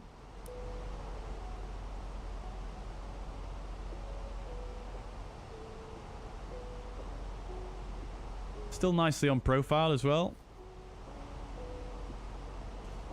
So we're coming up to Ipset, which is where we're going to go on a heading. So I'll actually pull the heading now.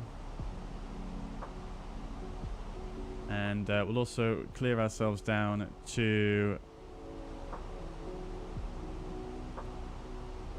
2,500 feet. We'll go to the local altimeter. So 2,500 altitude blue, old blue, and we'll bring our VS to 1,500. Help us slow down a bit. We are breaking the speed limit a little bit here probably because I was in VS mode. It was struggling to slow down, but that's fine.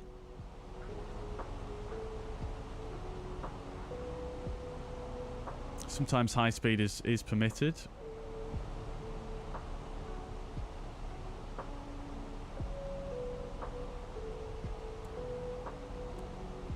LS push buttons we could do with putting on as well.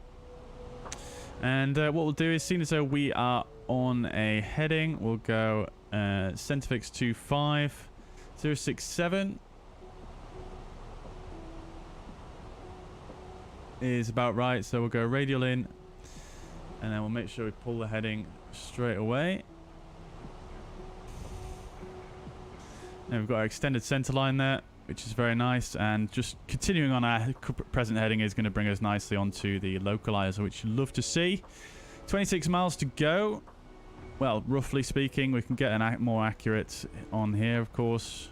24 miles to go, so we should be really at about altitude 7,500 feet, which we're a little bit below, which is fine. We do have to slow down, remember, so that is all good. We shall go to vertical speed 1,300 now. Dennis says, are my filter settings available? They are, yeah. They're on the Discord, which the link to is in the description of the video. Right, let's turn the music down for the arrival, shall we?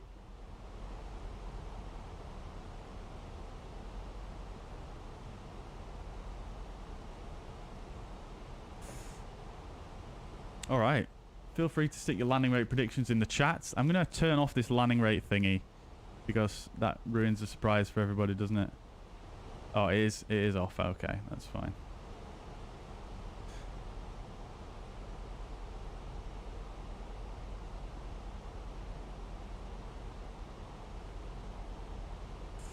Okie dokies. I'm just going to pull the speed as well, and we'll come to approach phase.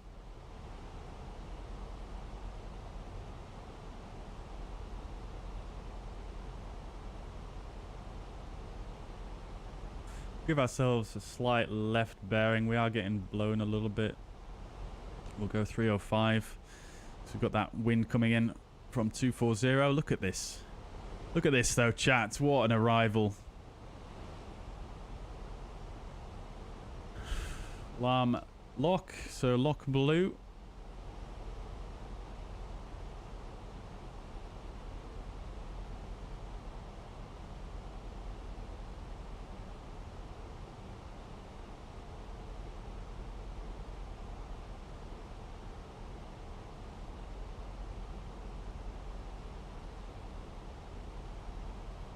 ACS Stream says every time I see streamers having to reply to ops regarding a delay, it seems like the aviation equipment of a trial. Trying to think of variations on the dog hate my homework missed. Yeah, pretty much is.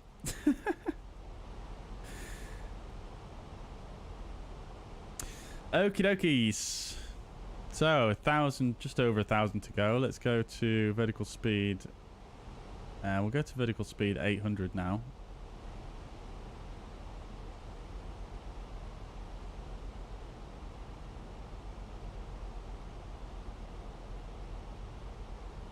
And we'll go to manage speed.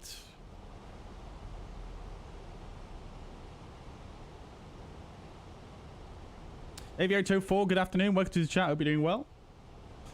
Welcome indeed. Welcome indeed.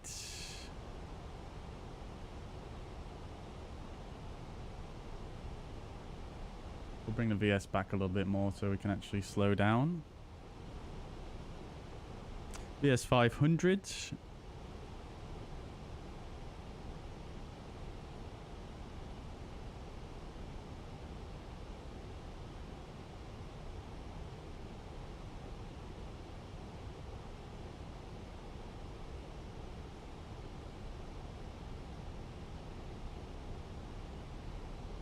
Alrighty, so we'll go flap 1 speed checked.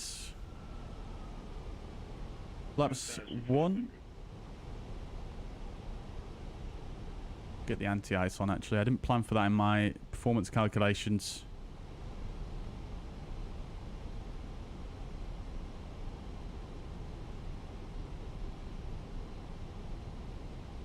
Alt start. Should intercept the localizer here. The spoilers, the signs are actually already on. Lock start. Alarm approach as well now.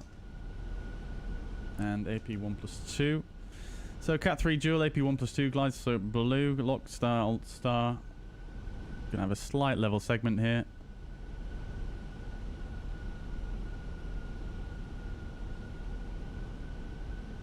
Slowed down perhaps a little preemptively there. Double check there's no ATC online still. There is not.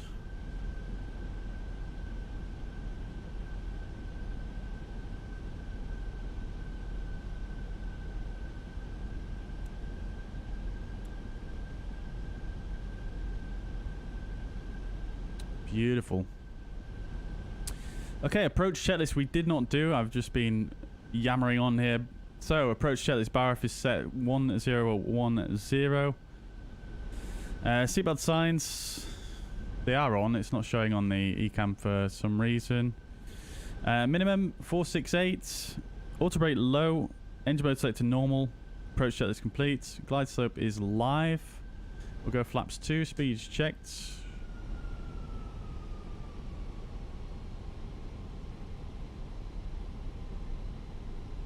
Flaps 2. Gear down.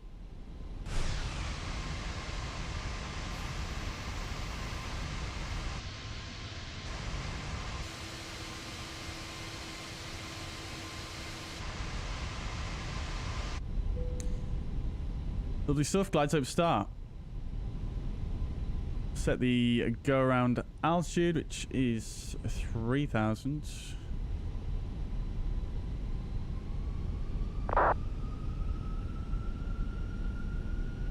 Into the Merc we go, chat. Maybe a go around on the cards here potentially. If we go flaps 3, speed is checked. Flaps 3, glide slope.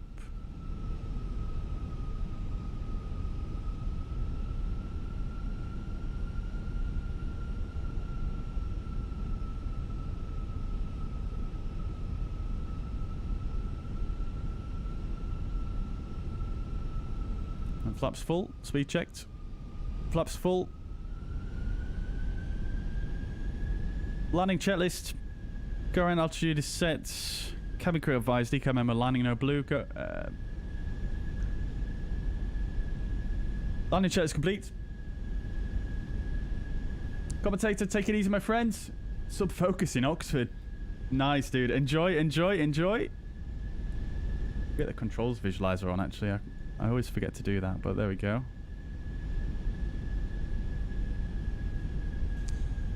1,000 feet. Checked. Stable.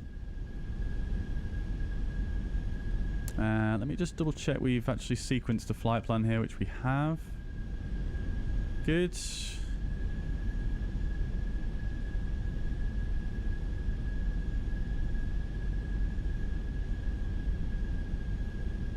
Contact. Lovely stuff, chats. Let's do this thing, shall we? So, autopilot disconnect. Cat 1. Traffic, helicopter 1630 south, taking runway 25, departure to the west. Belfast traffic. Fuzzy 39, we're on short final for runway 25. Do you want us to go around? Nope, you good. I'll be on my audio wave real quick. Helicopter still. Okay, thank you. Sorry, I should have said earlier.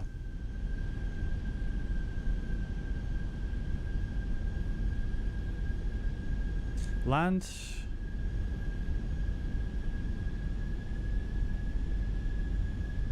A little bit of wind from the left. 100 above. Looks like the runway is clear despite the helicopter departing. Minimum. Continue.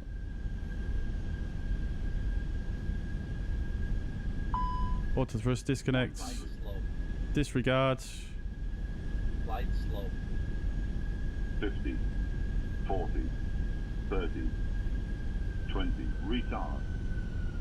5.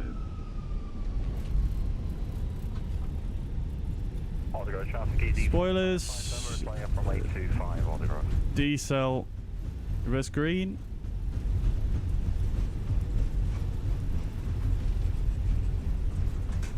Reverse stowed. Manual braking. Hey, that was not too bad, chats.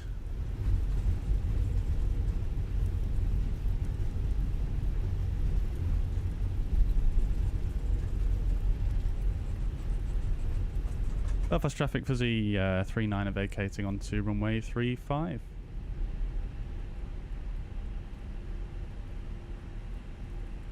Thank God people were paying attention at this airport. I'm so sorry to anyone who was actually departed from this airport. I've not made any calls at all, but everybody else seems to have paid attention. So, got to appreciate that. Right, we'll get the landing lights off. APU master. APU starts. We'll leave the engine anti-ice on for now and the strobe light on. Get the flaps retracted, spoilers disarmed. Look at this, there's another aircraft coming in as well. Crikey. Okay, so get the TCAS off and predictive wind shear and the weather radar off. And the after landing checklist, predictive wind shear, weather radar are off. After landing checklist complete. Landing rate predictions in the chat. Chat? Right, looks like someone's gone around there.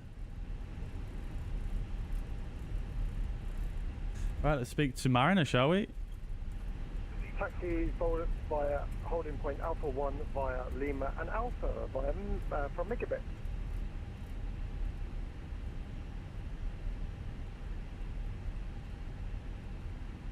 Aldergrove ground, very good evening. Fuzzy 39er, we're on Charlie, request taxi to ascend. Fuzzy 39er, good afternoon, welcome to Belfast. Just hold short at Charlie 2. Hold short, Charlie 2, Fuzzy 39er.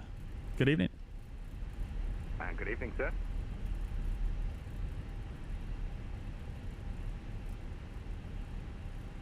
So I think this is Charlie 2 here, but the signs seem to be facing the wrong way.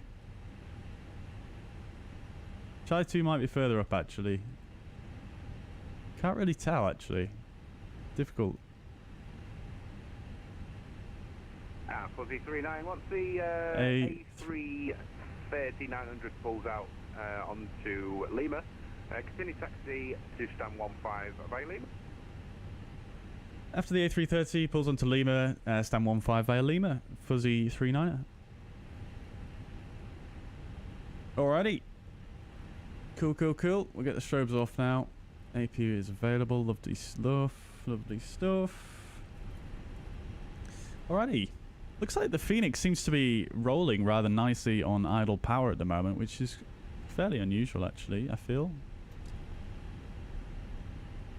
You know, one thing I did forget to do, though, chat, that I wanted to do was set up the secondary flight plan for our next leg. So we'll stand 15 via Lima, which is more or less as we briefed. We did expect to stand over there. So that's good. We'll go here then. And we're going to be northeast parking, stand... Oh, maybe not. Maybe it's north parking. Nope. Parking? Nope. Southeast parking? Nope. Southwest parking. Wait, what? Gate. Okay, there we go. No, follow me. Right. Good-o. Good-o. So I've done the after landing checklist. Lighting is set. APU is on. Anti-ice is still on as well. Good. Good, good, good. Megabit. Unfortunately, no further ATC monitoring. Beautiful. Pyreegue, Belfast, looking absolutely stunning. We've not arrived into here in such a while. Big fan. Finally got to talk to you. Thank you very much. Have a great stream. See you, mate. Have a good evening. So we're stand 15, which is this one here. And we should have a marshal there. We do. Love to see it. Very nice. On the stairs and everything. Cool. Get the nose lights off now as we're about to turn in.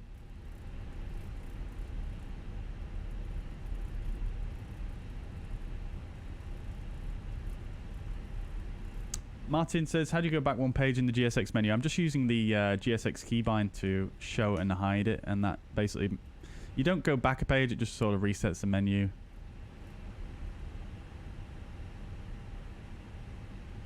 So you can set up the keybind in the Fsdreamteam installer.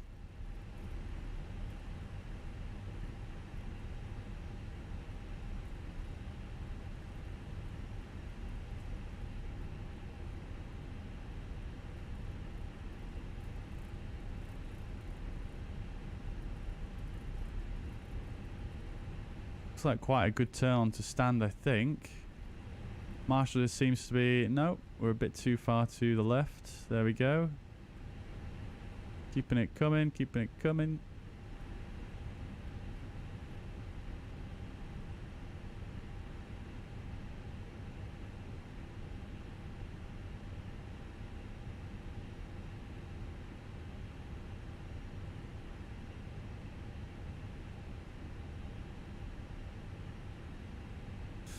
Okay. Parking brake sets. Get the anti-ice off. Engines off. Wing light is off as well. Beacon off. Get the APU bleed on for now. And we'll seatbelts. Request a deboarding. Transponder can come off. Parking checklist. Parking brake is set. Engines are off. Wing lights are off. Fuel pumps off. Parking checklist complete. External power is available as well. We'll get that on. APU bleed off. APU master off. Lovely stuff, chat. Welcome to Belfast. Oh my days. The Marshal did an absolutely terrible job there, didn't they? It looked like we were a bit too far forwards, but look at that. That is absolutely poor. I wonder what's gone on there. I don't know if that's a GSX thing or a Null Aero thing. I don't know. Interesting. Right. Let's just get rid of that menu. So we've got Fenix to GSX handling all the automation. Welcome to Belfast, guys. Let's see. Are we going to see Dave land? I think that was him that went around before.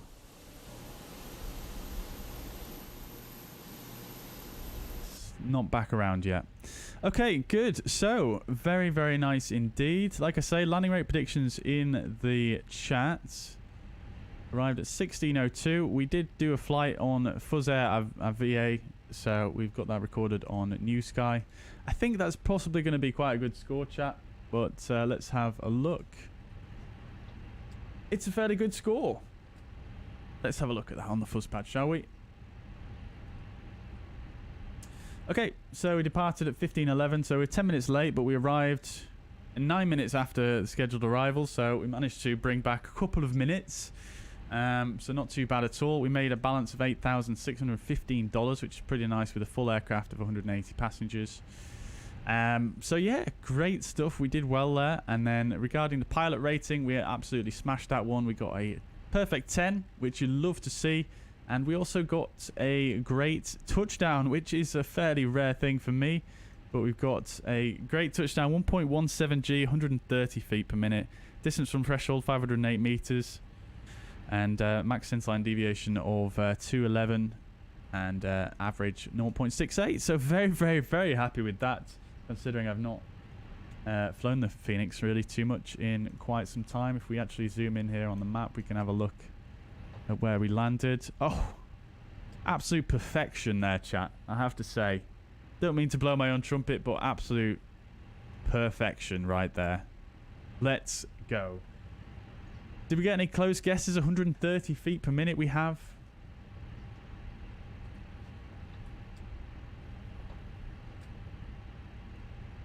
$130 feet per minute. Let's see. We only had a couple of guesses coming in, actually.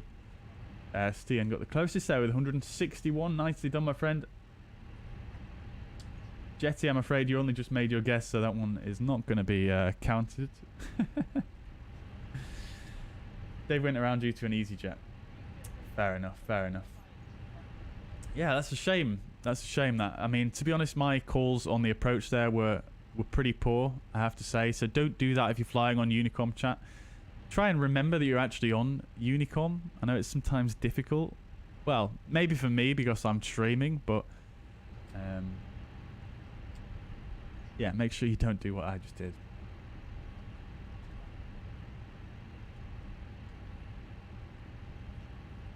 Martin says that's what you do from the top menu. Yeah, yeah. Well, it's basically the same thing. Yeah. So yeah, if I bring up my, if you imagine this is the top menu here, I click that, you can see that it's green now, so it would be filled in on the top menu. But what you can do is you can just use the keybind to sort of toggle it on and off, and it kind of resets it to the initial menu, and therefore you can sort of go back a page, so to speak. But yeah, if you set a keybind, I have it on Shift and G. Yeah, it just makes things a little bit smoother.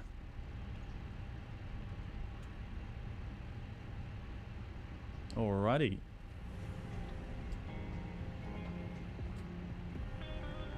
Mariner's going to be here for the return leg. Amazing, amazing. Love to see it. Very, very nice.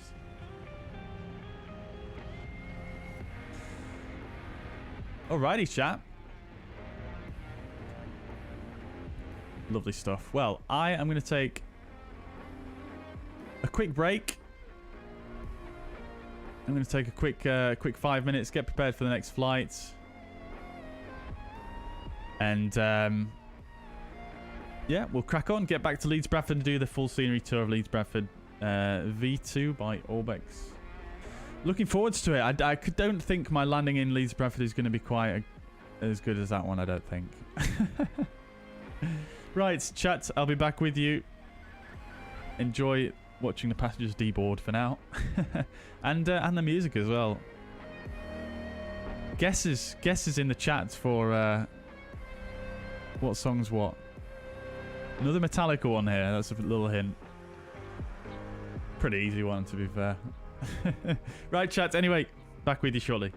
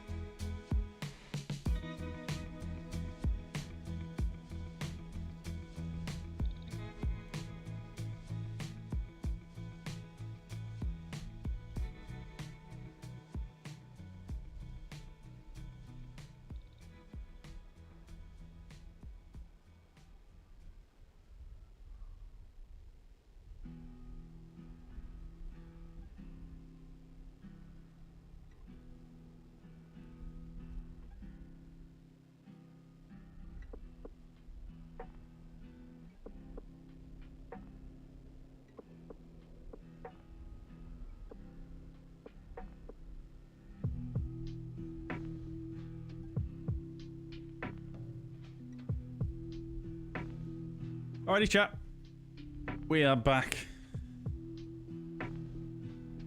We are back indeed, indeed, indeed. Alrighty, Portuguese Flying Stew, welcome to the chat, my friend. Long time no see, indeed, indeed. How are you doing? Good to see you, my friend. Welcome indeed, welcome.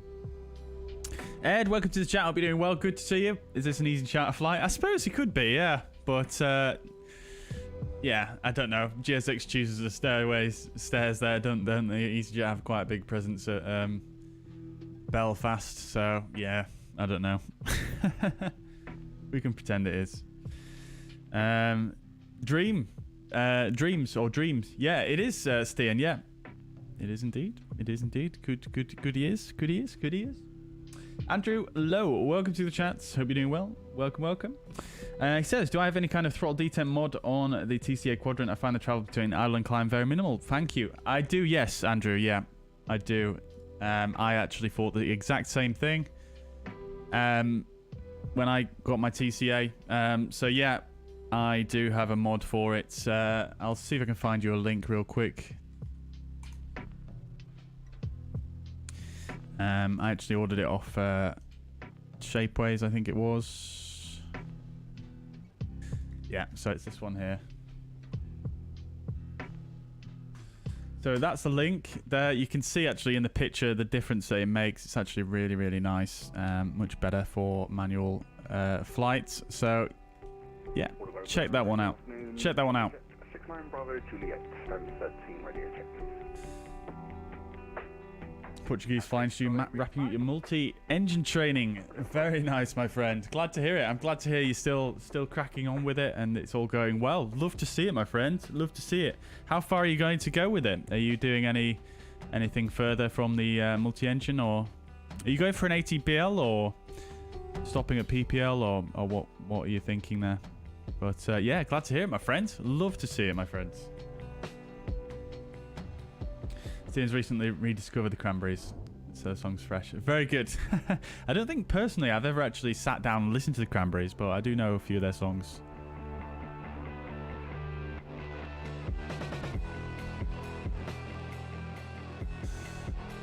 Right.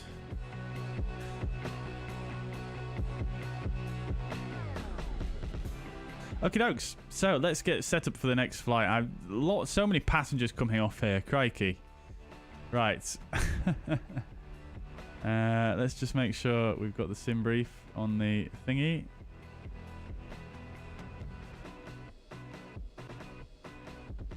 There we go. Good. So we'll close GSX now because Fenix to GSX is going to handle everything for us. Cool. All right, let's get rolling then, shall we, chat? Let's get some light on here because it has got rather dark now. I think what I'll do after we have departed, though, chat, is I will turn the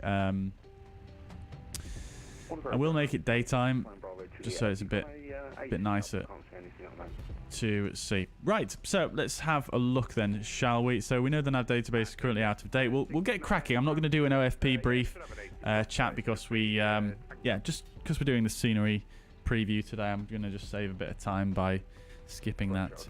So we're going from Aldergrove to Leeds Bradford. Alternate is Heathrow. We're going to be fuzzy 40 for today. And for the sector, rather, cost index of 26 and cruising at 230. Temperature at Aldergrove is 2 degrees, and we're going to departing off runway 25.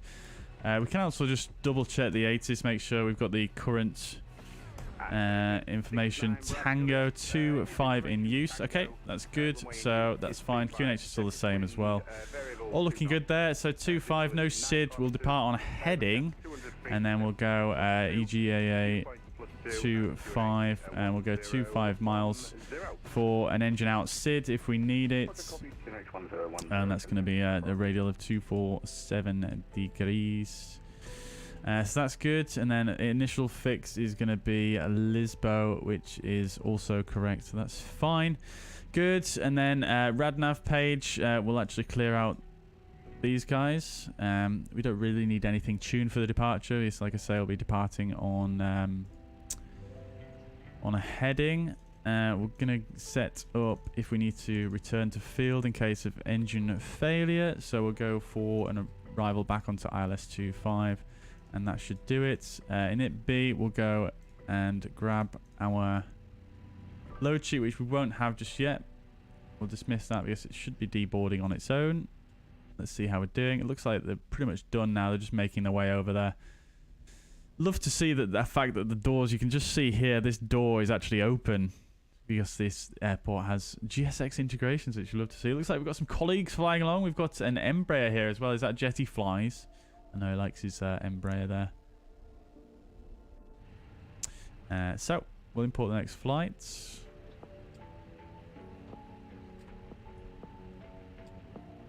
39 minutes to go, and if we have a look here, we should be able to see that it is still deboarding the passengers. 24 deboarded. Sorry, 24 on board at the moment, so I'm assuming that's going to go down when the passengers actually get close to the terminal. You can see they're going in that door there. We should see that door close once these last two passengers get by. Okay, so we won't have a load sheet yet because we've got over half an hour to departure, so we'll just ask our company to resend that, and we'll go load sheet here. We're expecting 58.6 and a CG of 31.7. In terms of fuel, we're also expecting 5.4, and for the trip we're expecting a slight tailwind this time, which is nice, obviously going in the reverse, so 21 knots there. Alternate fuel is going to be 1.7, so a fair bit more than last time, and a route reserve of 0.6. We'll do our departure performance as well, so 2.5. Anti-ice is going to be on, and we'll calculate. Let's see. Two passengers are lagging behind here. I want to see if we can catch that door closing. So we've got 394042.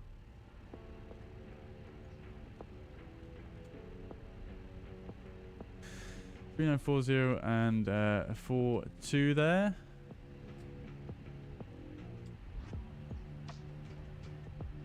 Still going quite slowly. Flaps 1 down 0.453. Almost the same as our last sector. NADP 2 here, as well as transition of 6,000 is also fine, so that's good. Here we go. Let's see if we can see the door close when the last passenger walks through here.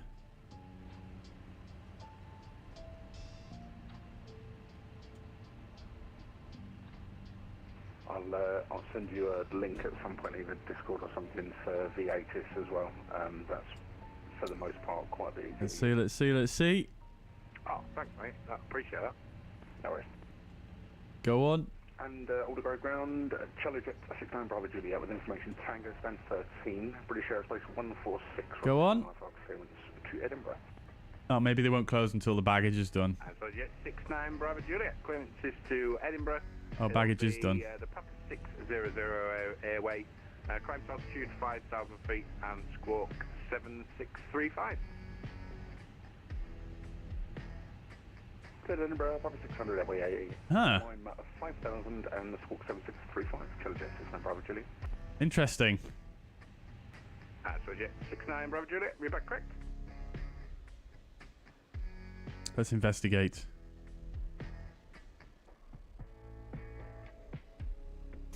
Interesting. Okay, well, never mind. I mean, at least they're open. Very good. Okay, cool. Let's crack on anyway with what we're doing. So we've got our departure performance. That's all set. We've got our engine out SID, which you can see is there. Straight ahead to 25 miles. We've got our first fix there, Lisbo. We'll reset this guy.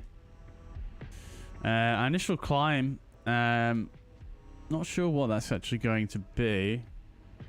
I would probably say 5,000 is reasonable. We don't have a tower controller. Mariner might give us initial climb, but we'll see.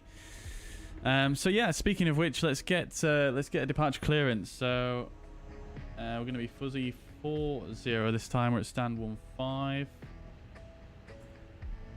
We'll grab the latest ATIS, which is going to be Tango QNH of 1010. Cool. Let's get a clearance, shall we, chats? Don't need these guys on either. Okay, is the... Yes, look at that. Everything's automated. Love it. This tanker is definitely very large for this operation here. But it looks like we're refueling. We are indeed. Love to see it. Very, very nice. Okay. Let's have a word, shall we? Is it actually Aldergrove ground? It is, okay. Aldergrove ground, very good evening. Hello again, it's Fuzzy40 this time. Stand 15, type A320, information Tango. QNH 1010 requesting clearance to Leeds Bradford. Fuzzy40, clearance is to Leeds Bradford. It'll be Lima 603 airway, climb initially 5,000 feet, and squawk will be, stand by, 2622. Clear to Leeds Bradford, Lima 603 airway, initial climb 5,000, squawk 2622, Fuzzy40.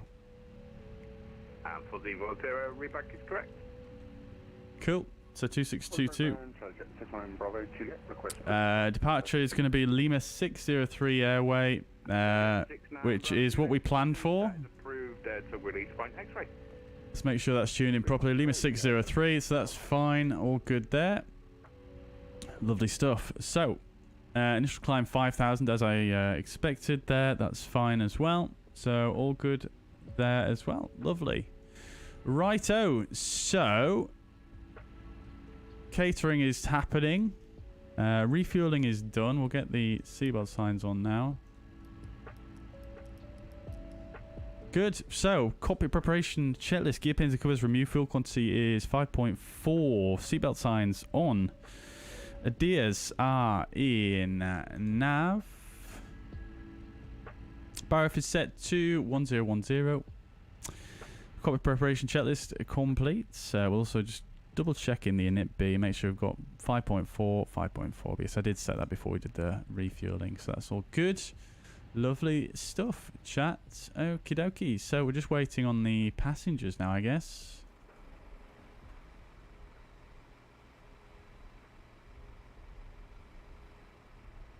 Right, looks like the catering is finishing up.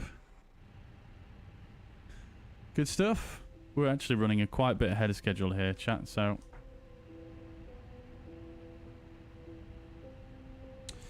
Alrighty. No worries at all, Andrew. No worries. Portuguese Flying Stu says, I'm a commercial rated pilot now since announcing the start. It's been a long journey. I'm going to go all the way. ATP will be the final certification. Amazing, dude. That is so, so cool. I'm very jealous. Amazing, my friend. Well, best of luck with the rest of your journey. Yeah, that's super cool to hear, man. How have you found it so far? Has it been... Have you been doing it sort of in blocks, or have you been doing it more or less sort of, you know, non-stop?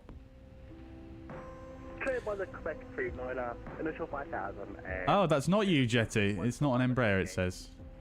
Oh, it looks like an Embraer. Skyway 59 Juliet Whiskey, reback is correct. Thank you very much, so we'll call push. Okay. What is going on there? I'm pretty sure that is an Embraer. Is it not?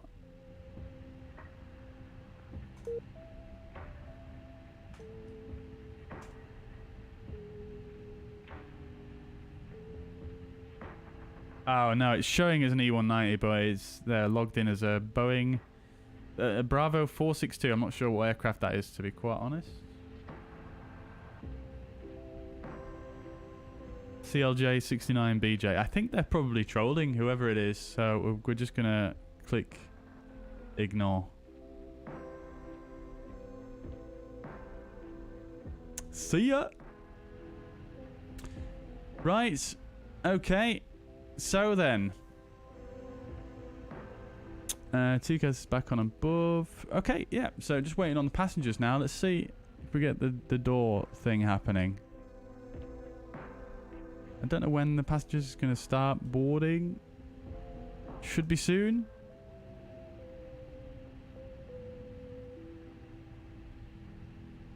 Yeah, it should be very soon.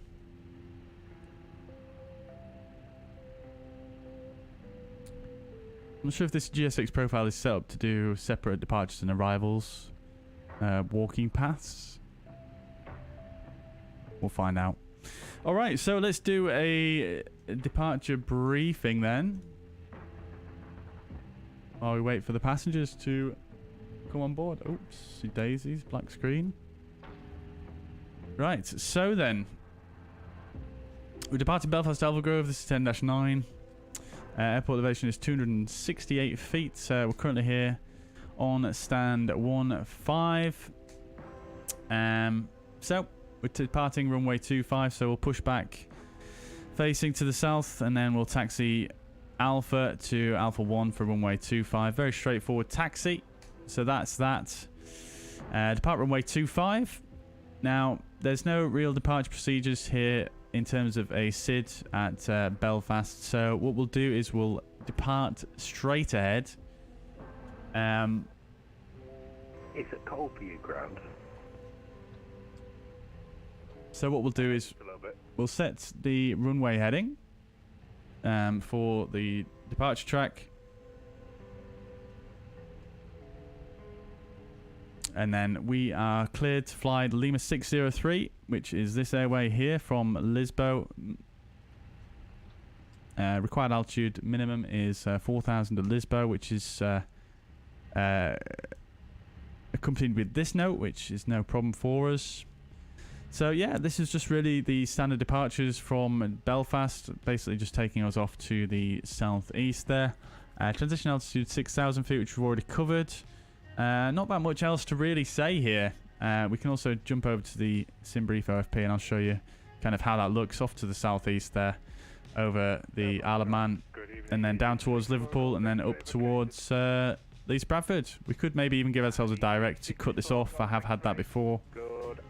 And no real significant weather to take note of, so should be fairly straightforward. We'll basically like I say, depart straight ahead on a heading, and then we'll give ourselves a left turn at some point, probably just before reaching the acceleration altitude towards Lisbon, and then just direct Lisbon. Yeah, something like that, quite straightforward really. So yeah, that's it for the departure. Weather looks good. In terms of, yeah, weather's good all around, really. Slightly low visibility, but other than that, nothing really too much to be worried about. Passengers are on the way now. Jump back over here. You can see them on the way. We're going to make it daytime momentarily. In fact, we'll make it daytime now, chat, because it is very dark, isn't it? We'll do this.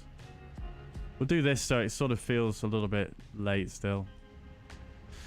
Cool.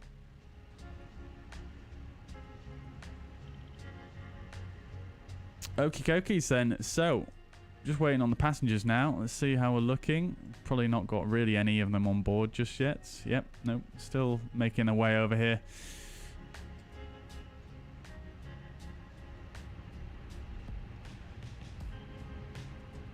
Cool.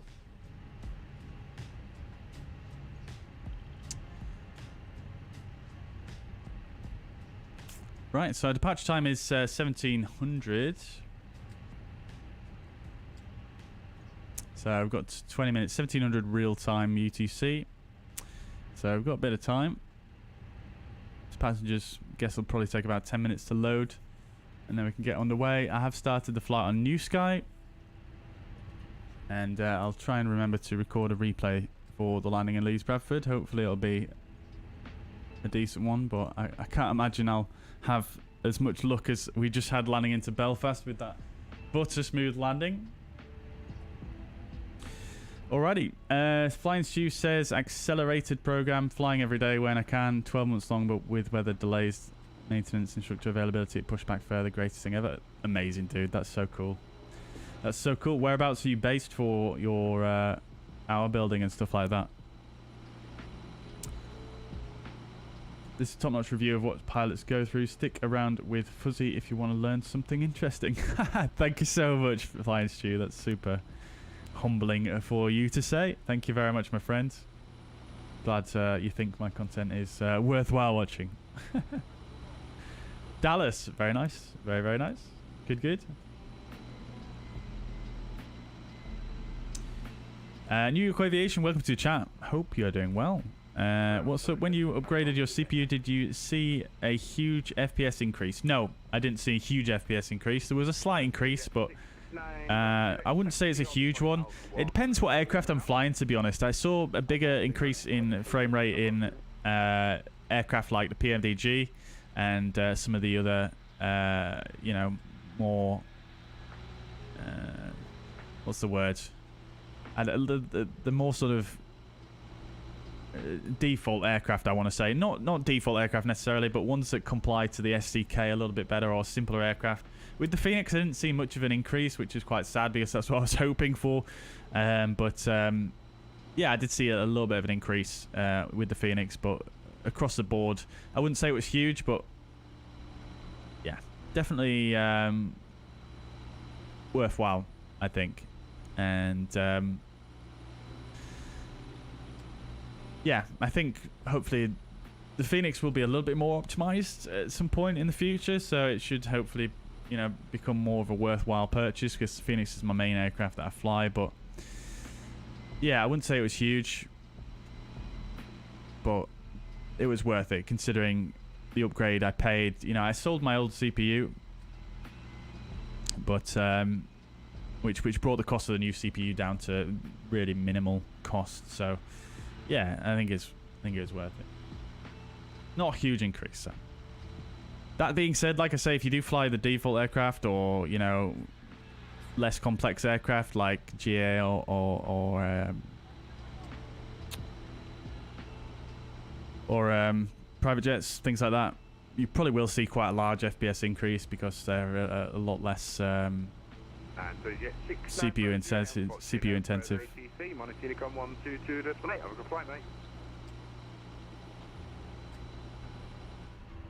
Short but sweet. Thank you very much for the service. Right, how are we doing with the passengers? Oh, crikey, we're nearly there already. Take care. Oh no, wait, they're just loading in. Oh my days. Okay. Okay. What? Oh dear. Okay.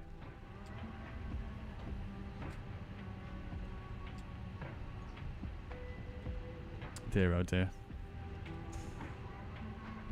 72 boarded though. Nearly halfway.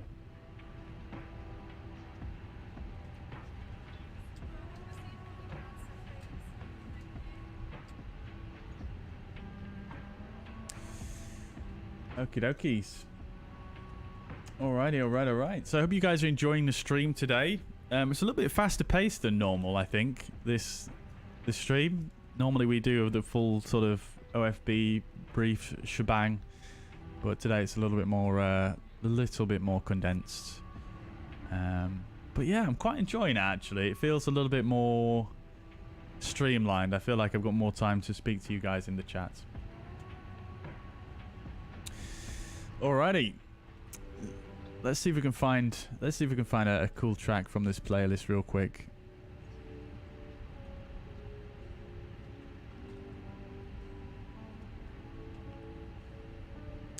Real quick.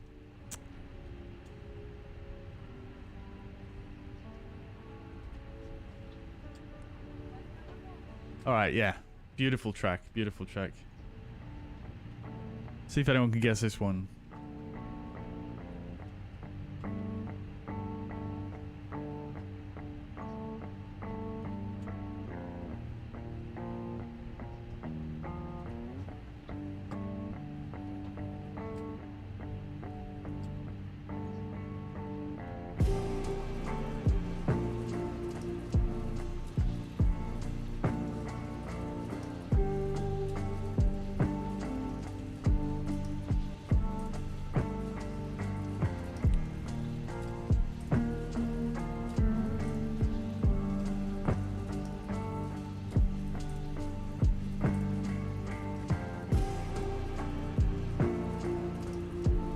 It's slowed down a lot, is all I'll say. It is fairly well-known track though, so I'm not going to give any clues.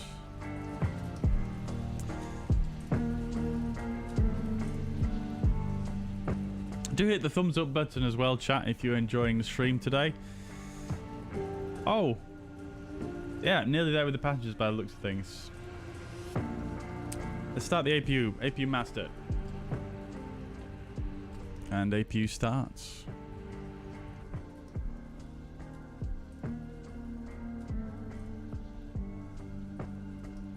Let's get a bit of that moon in there.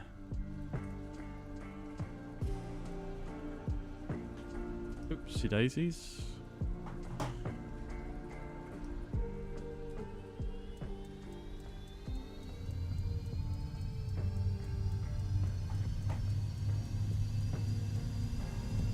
It is the Foo Fighters, Roy, indeed.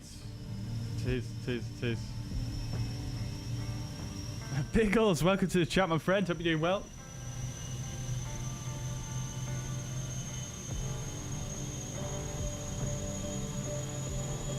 It's Everlong by the Foo Fighters.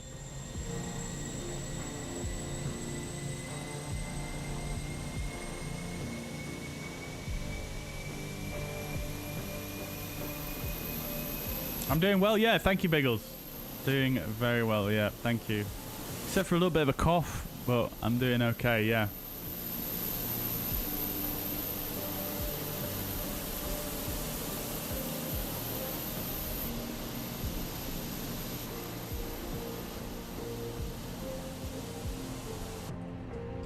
Alrighty, APU is available. And all stations, Belfast ground will be closing in approximately 5 minutes. Alright, they're closing in 5 minutes. That should work out just perfect for us.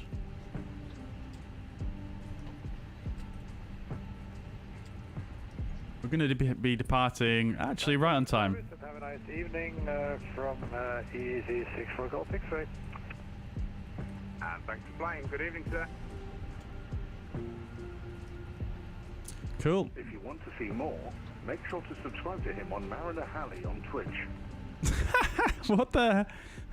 Was that a real person or was that a text-to-speech? Awesome call out. Very awesome call out. Amazing.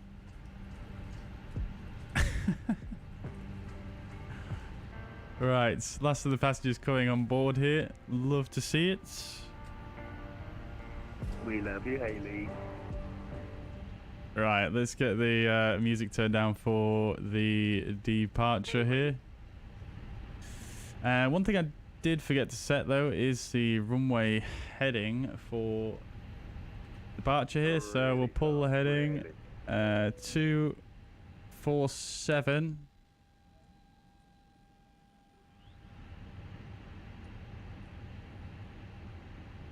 Ground crew have rather unceremoniously disconnected the external power there. That's why there was a bit of a blip in the power. But that's fine. Get the transponder on now as well. Still got the rear cabin door open. We are ready for pushback.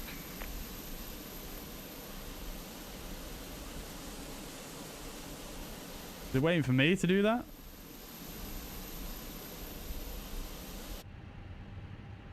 Maybe I'll have to do that myself.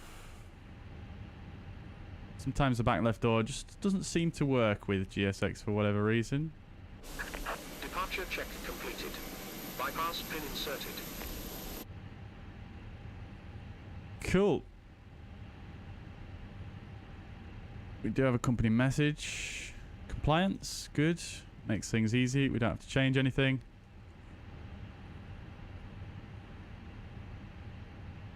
Tug's coming in.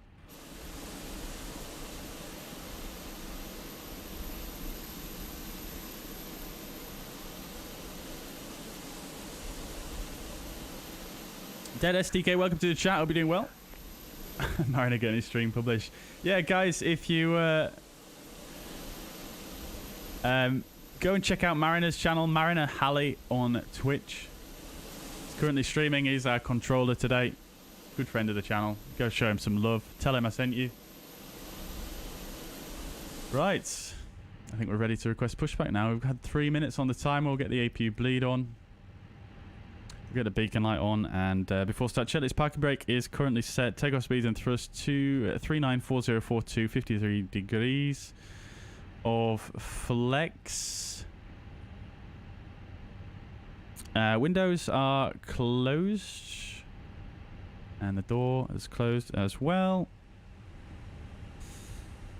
And the beacon light is on. Before start, check is complete. I'm just going to turn off the dome light as well. That's good. Okay. We're ready to request our clearance. One thing just sticking in my mind that I forgot to do there.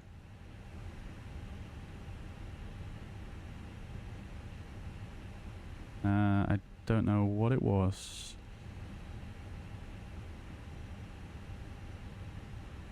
Oh, I wanted to check the brake temperatures, actually. Okay, all looking good. Fantastic. Fuzzy 40, stand 15, ready for push and start. Denied.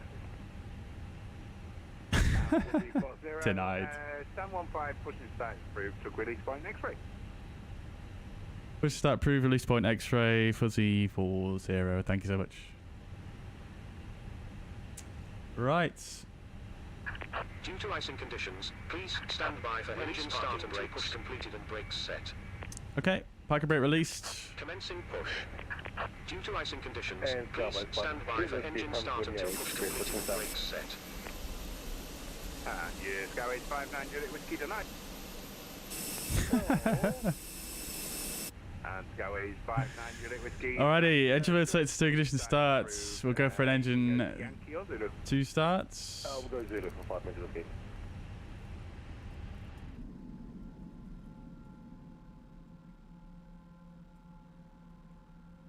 That's Marin on the ATC. It is indeed. It is indeed. The line was a bit harsh.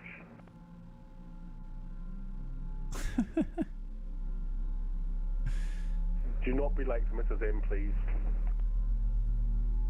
If I am, I'm blaming you. Everyone always blames me.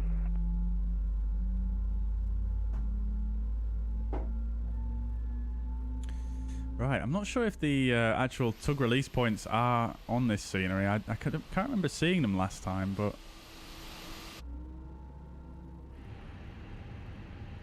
Yeah, there should be an X-ray release point somewhere just about here, but it doesn't look like they're actually painted on the ground, but this is about where the spot should be. Alright, parking brake sets. Cockpit to ground. We have a good engine. Engine 2 available. We'll reset the chrono. Engine 1 starts.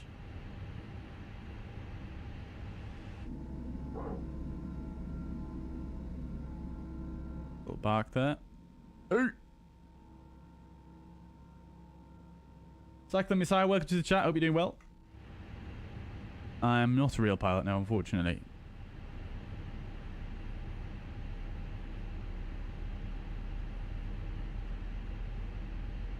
Unlocking gear.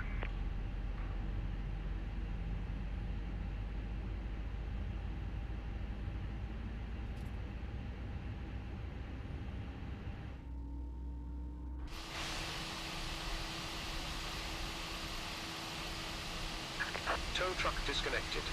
Bypass pin removed. Left is clear. Right is clear.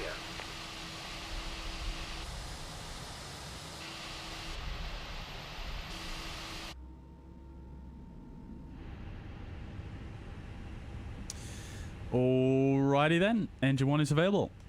So, engine 1 set to 2 norm. Ground spoilers arm. Flaps 1. Fuel prediction page 30.2 on the CG. That is set. Ecom status checked. Flight controls check. Full left. Full right. Neutral. Full up. Full down. Neutral. Rudder. Full left. Full right. Slippy socks. And back to neutral. Auto brake max. Happy with everything up here. APU bleed off. APU master off. And we want the anti-ice on for the engine only. So, after start checklist, anti-ice, engine only. ECAM status check, pitch trim 30.2 was it? 30.2. And the rudder trim is neutral. After start checklist complete. Good.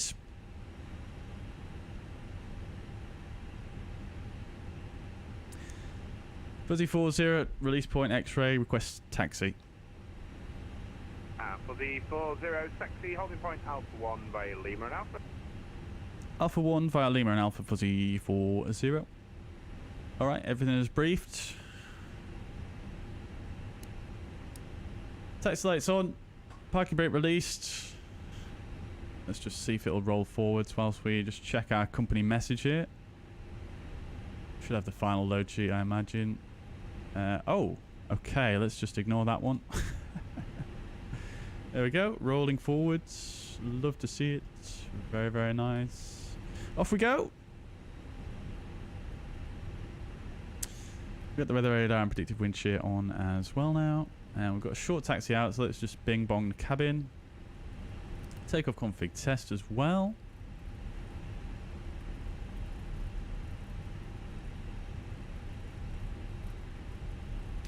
Vipers Racing, welcome to the chat. Hope you're doing well.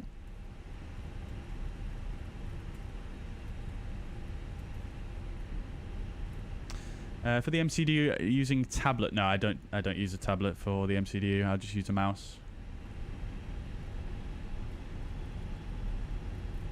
Biggle says I'm getting any snow in Leeds. It is forecast, but nothing just at the moment.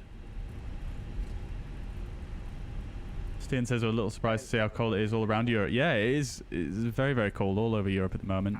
Go 859 Julie Whiskey, just take squawk 7271. Love the custom taxiway signage at this airport. It is so, so good. We apparently have 7271 in the box for 500. Sean says, as we never had an Xbox version of Leeds Bradford, have they said if Xbox V2 will be available at some point? I imagine it will be. I can't see them not releasing it. Let me just check, see what I've got here. So I can't see anything on my information here regarding whether it's going to be released on Xbox, but I can't imagine they won't be released on Xbox. It'd be a bit strange if they didn't release it on Xbox at this stage. Surprising that the original wasn't released on Xbox, to be quite honest with you. I'm quite surprised about that. Right, so taxi checklist, flight controls are checked, flap setting, config 1+F, radar and predictive wind shear on an auto, engine blade selector normal, and ECAM memo takeoff no blue. Taxi checklist complete. See you later, sir. 1228 Fuzzy 40. Thank you so much, my friend. Have a good stream. See you, man. Have a good weekend. You too, brother. Alrighty, off to Unicom.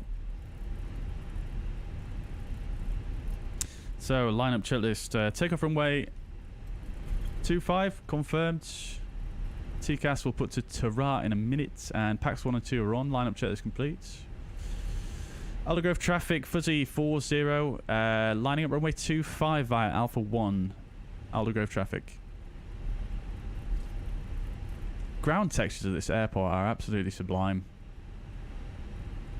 Have to say. So for the lineup,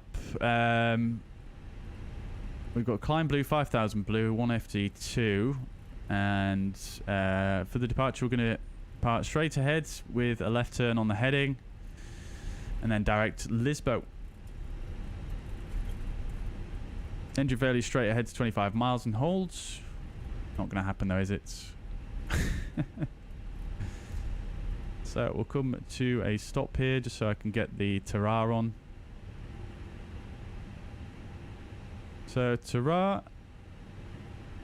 lineup check, this is complete. We are ready to rock and roll. We'll get the strobe lights on, landing lights on, and off we go, chat. Fuzz Toga's in the chat.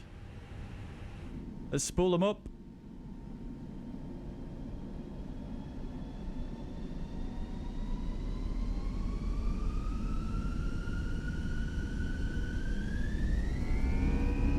Off we go. Manflex 53 SRS runway, autothrust blue. Flex sets, airspeed alive.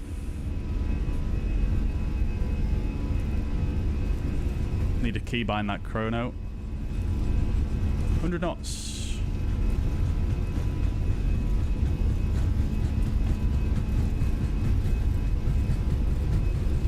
V1 rotates.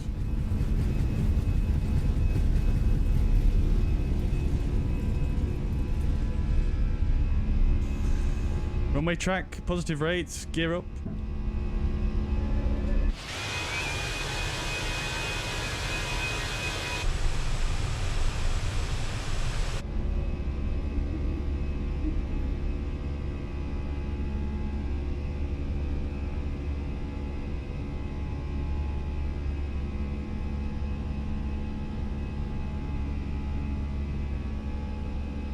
Alright.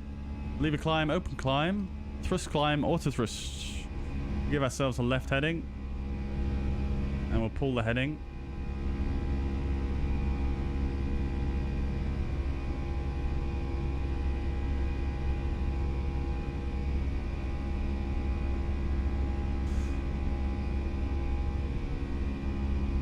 Bit too much bank angle there.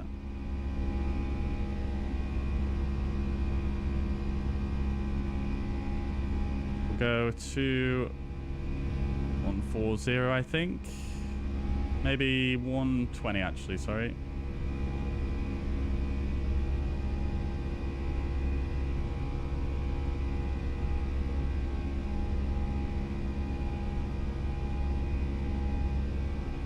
Clear ourselves up further. 7,000. 7,000 blue.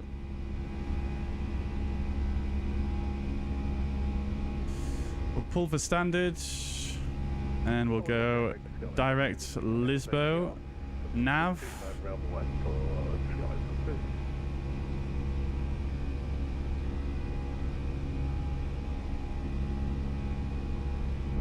Beautiful views.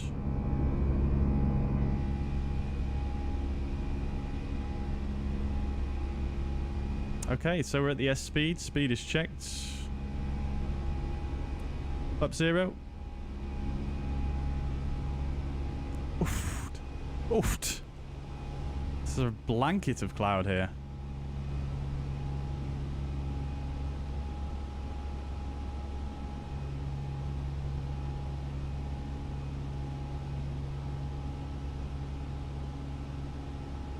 Alright, we'll get the ground spoilers disarmed.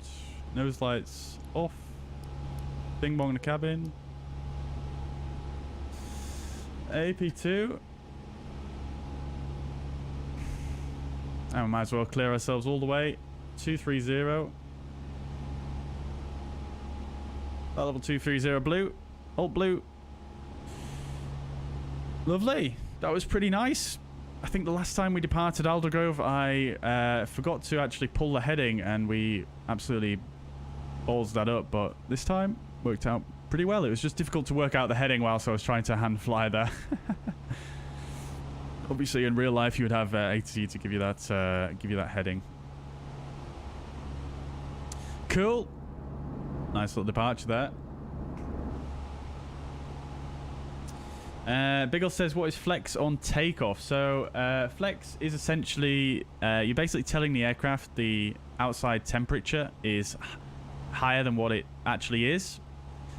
So therefore, it basically uses less engine power because at high temperatures the air would be less dense, so it would require less power.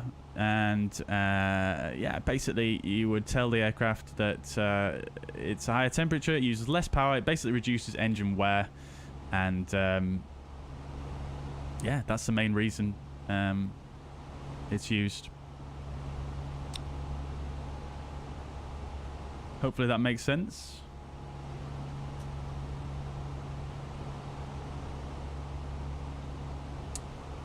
Okie dokie. Flight level 100. Landing lights off. Seatbelt signs can come off as well. Did I turn the strobe light on? I did. I seem to always forget some kind of lighting at some point. Righto. Good, good, good. Pilot Tris, welcome to the chat. Hope you're doing well. What am I using for views? So I'm using a combination of the quick views and the instrument views mainly. I can sort of visualize that for you here. So you can see all the different views here. So usually I'm using, you know, the quick views. You can see switching to the blue highlight is the, you know, the camera that I'm currently on. So that's what I'm mainly using, the instrument views and then the quick views there.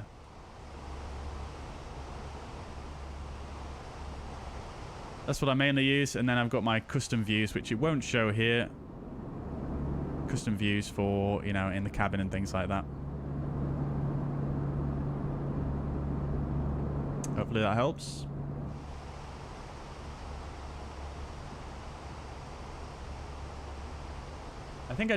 I think we do have a command in the chat, !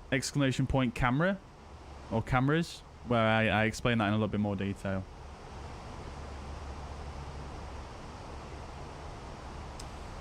Vipers Racing says 4090 much better than 3080. Yeah, for this sim, yeah, it is a lot better because you can get that frame generation. Right, so we can come into here. We'll clear out this guy, and I'm actually going to go EGNM 1.4 will probably be arriving on, and we're climbing up to 230, so that's going to be for the descent 69 giggity miles for the descent. We'll call that 79 to slow down.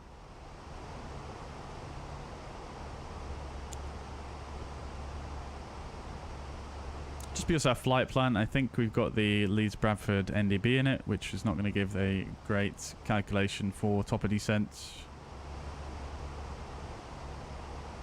But we'll cover that when we do the briefing.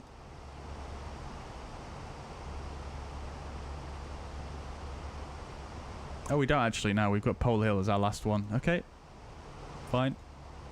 Always good to have a backup nevertheless. Get the engine anti-ice off now as well. Good, good, good, good. Vipers Racing says more seem like... oh, actually, no. I need the anti-ice still on. Vipers Racing says more seem like originally. I'm not sure what you mean by that, my friend. Daz, welcome to the chat. Hope you're doing well. Welcome indeed. Vipers Racing says how to buy miniFCU. It's not currently for sale. They're currently... still dealing with the Kickstarter orders or the backers for Kickstarter, but you can check it out on this website, which is where it will also go for sale when it does go up for sale.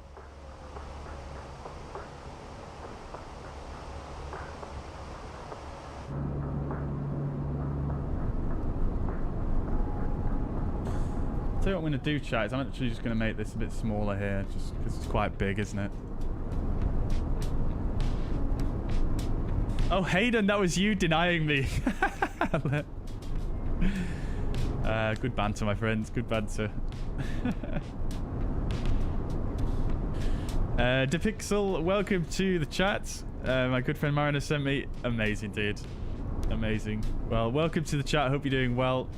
Always good to speak to Mariner, my good friend here of the channel. One of the first really people I got good friends with in the flight sim world, actually.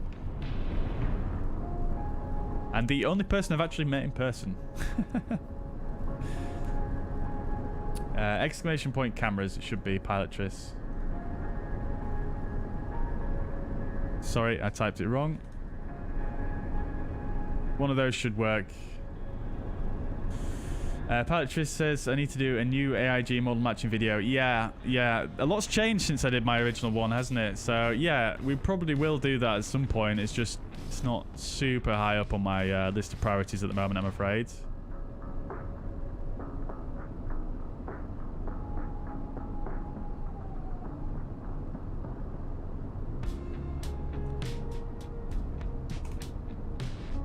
Let me just double check that command actually works, because nothing's coming up. Yeah, cameras should be working fine.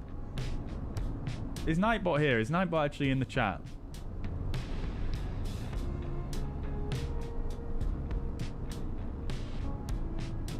not actually seeing Nightbot in the chat. Anyways, let me just paste. Here you go.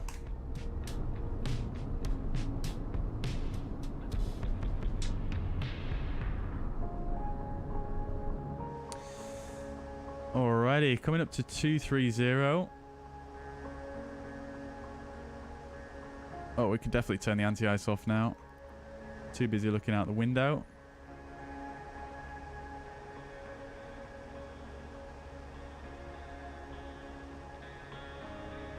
Pull the vertical speed. Oops. Bring it down to 1,000 feet per minute.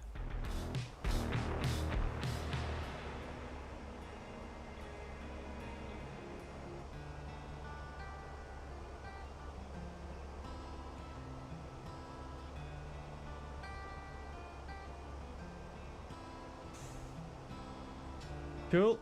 Pilot just says, because I keep getting model livery issues when connecting in VPilot and no sound as well. Okay.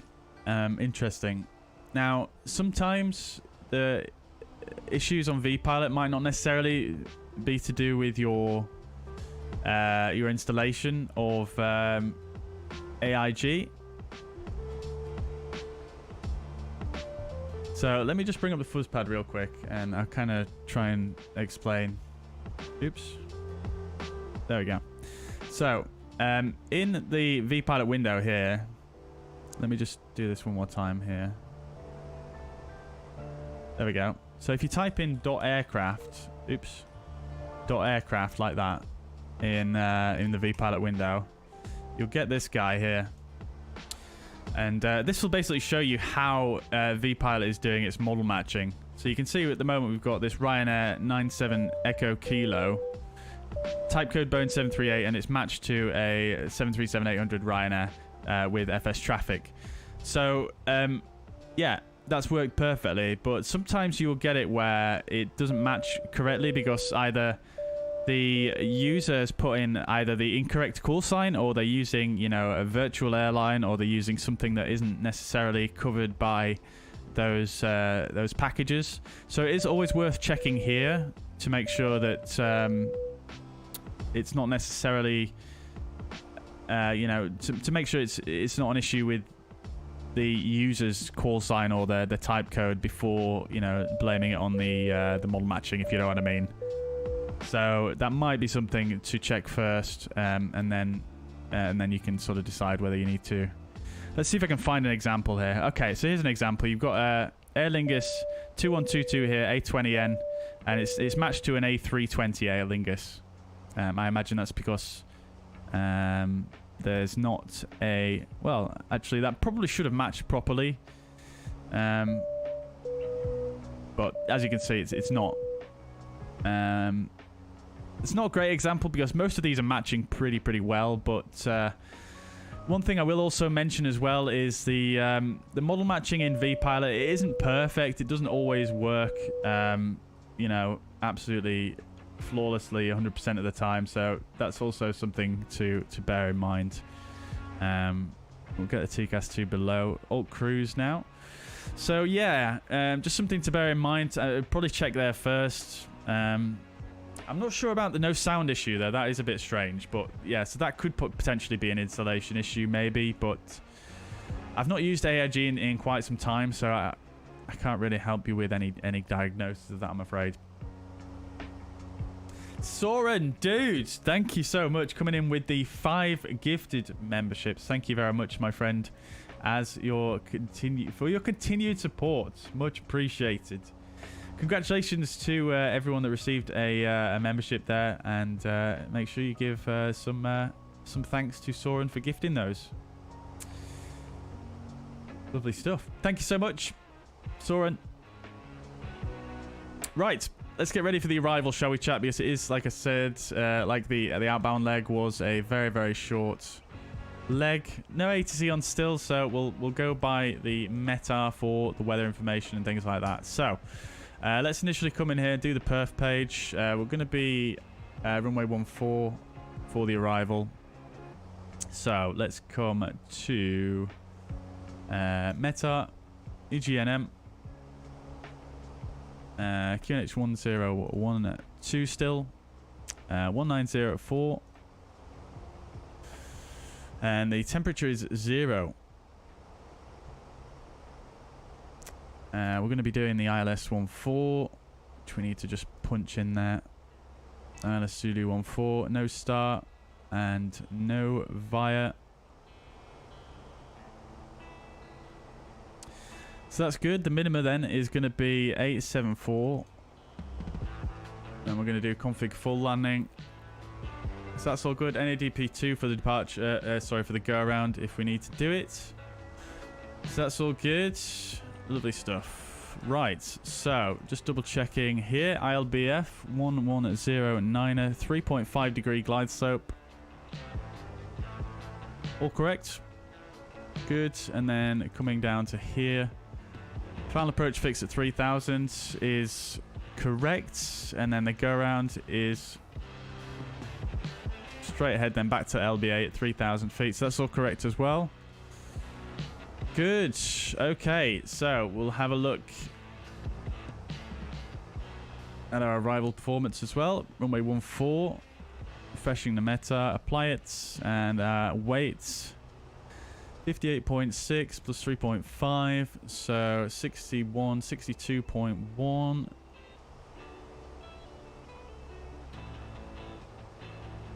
Lower to brake's not going to cut it. We need to use medium. Flat full auto thrust off. Crikey, that's still not much much margin, is it? So we'll go medium auto brake. Good. So this is our sort of calculated top of descent that we manually calculated, but we can probably follow this guy actually.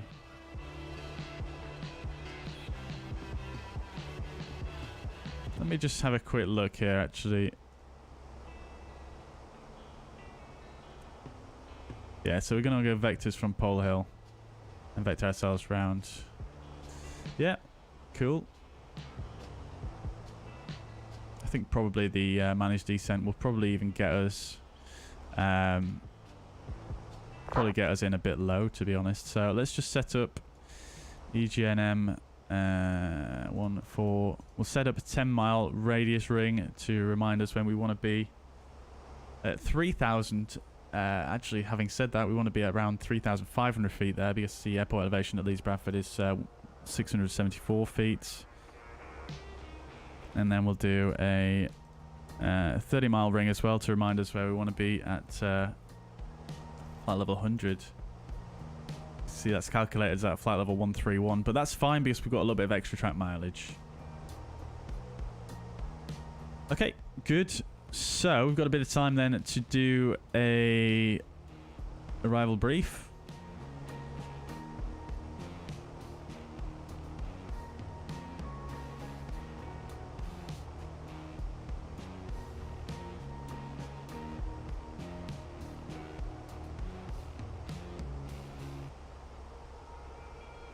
So over to the first part. Let's have a look then. So we're looking at the 10-2. This is the arrival chart into Leeds Bradford. There's no standard instrument arrival into Leeds Bradford, so we'll just have a look at this. Transition level, we'll calculate that in a moment, but Leeds Bradford elevation 681 feet. We're coming in via Wallasey, Barton, and then to Pole Hill. This is our arrival essentially. In fact, we're not actually going via Barton. We're just going direct from Wallasey to Pole Hill, like that. So we'll do that, and then from Pole Hill, we're going to go on vectors to runway 14, like so. Pretty straightforward. We've not really got any restrictions on here. 5x5. MSA is highest in the southwest at 3,500 feet, based on the Leeds Bradford NDB. And then we're going to be flying the runway 14 ILS DME Zulu. This is the 11-1 chart. Localizer is ILBF 11090, which we've already checked. Final approach course is 138 degrees. The final approach fix, sorry, the minimum 874 feet. And the runway elevation slightly lower than the airport itself at 674 feet. MSA we've already covered, but that does actually reduce, you can see here, to 2,700 within 10 nautical miles. Now, the ILS itself is not quite a standard ILS. We've got a platform altitude here of 3,000 feet. However, the glide slope is a 3.5 degree. So, a little bit steeper than normal. So, what we'll probably do is aim to get flaps 2 gear down before we descend on the glide slope, just to control that speed a little bit as we're going down. And then the minimum, as we've already covered, 874. We've got a PAPI to the right of the runway.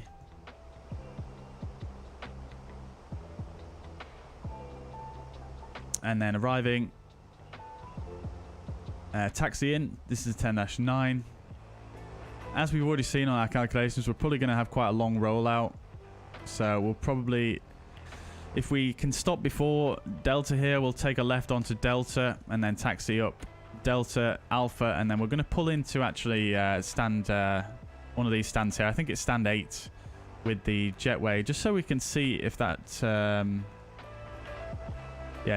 7 with the VDGS, so we can see if that works in the V2 scenery.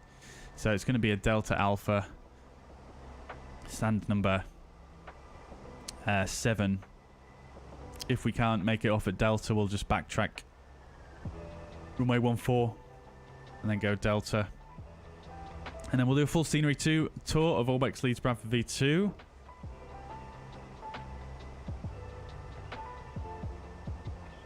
As you can see, the PAPI is calibrated to 3.5 degrees for runway 14. So we'll see how well that works. Other than that, we've checked the weather. The weather's pretty fine, really. Nothing too much to say about that. It's cold, but nothing really too much else to say. No ice reported. So we should be good to go. Right, speaking of which,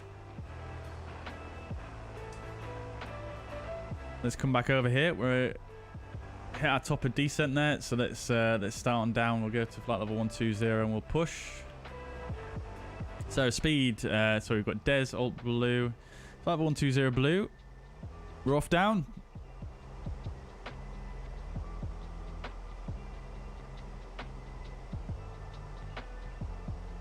Very short flight. There's 22 minutes in and we're already descending.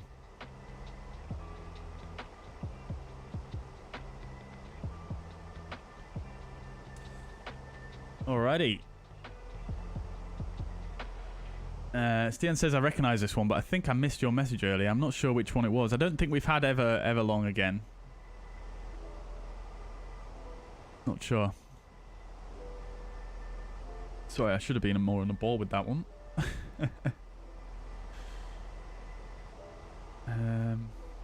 Pilot Trish says really nice stream and channel, inspiring. Thanks so much. That comes through Real World Pilot. Amazing, dude. Thank you so much. I'm very humbled.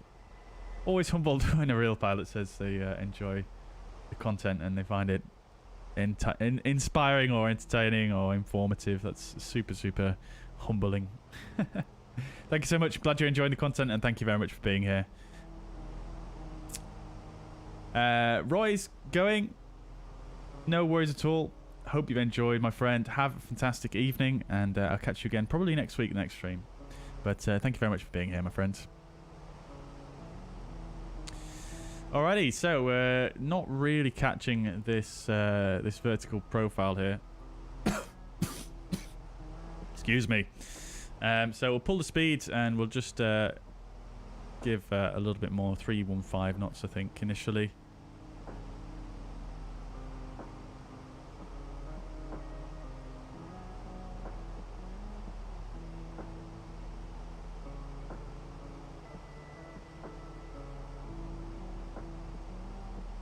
Right, let's see how far we've got to go. We'll go EGNM 14. 40 miles. So we are a bit high, but we've got that extra track mileage to go, so I think we probably should be okay.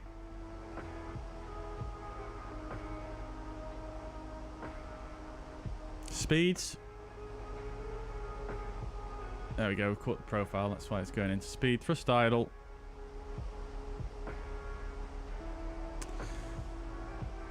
Okie dokies. Struggling to get back onto the profile though. Maybe I should have left it at that higher speed for a bit longer. Let's see what it does.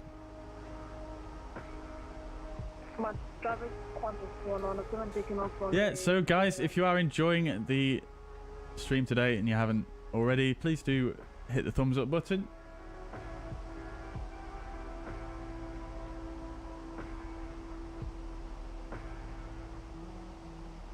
It does really help out the channel. Hopefully I'll remember to record a replay as well.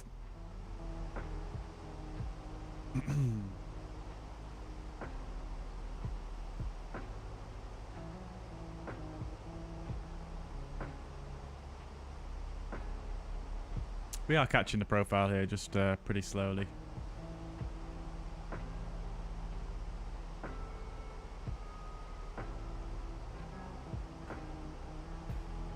Right, we've got another message, probably saying we're late or something. Yeah, that's because we changed the time. That's fine. Back into beautiful Yorkshire.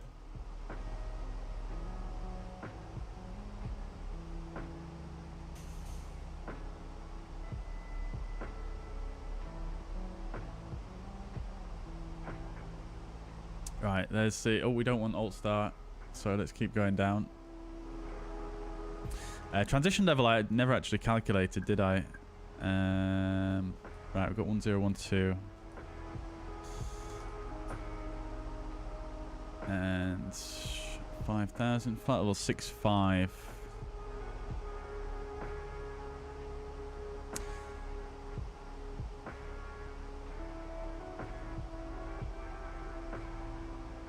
Cool, we'll pull the heading here.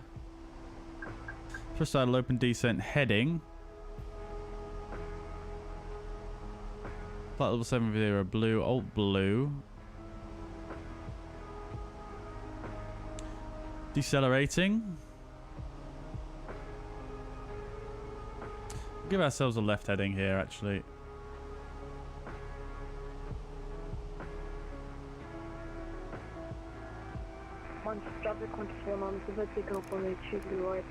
Get the lights on and the seatbelt signs. Look at the beautiful moorland here.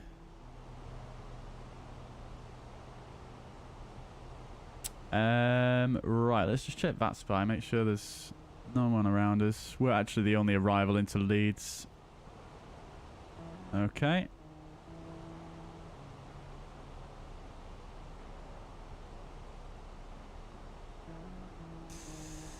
Good, so we'll set up an extended center line. Radial lane 318 is good. Pull the heading.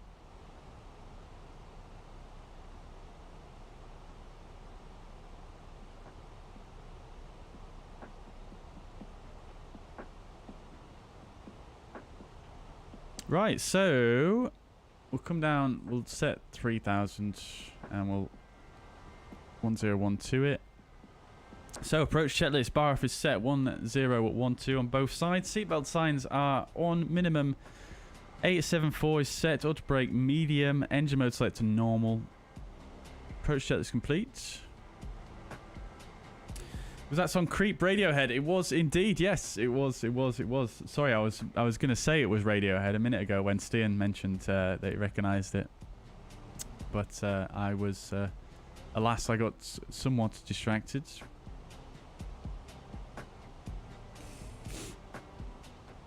So, LS push buttons.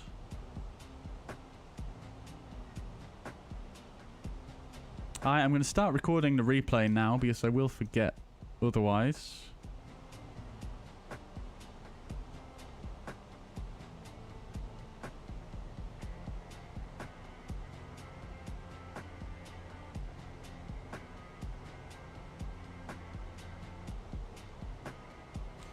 Pull for vertical speed. So speed VS 2000.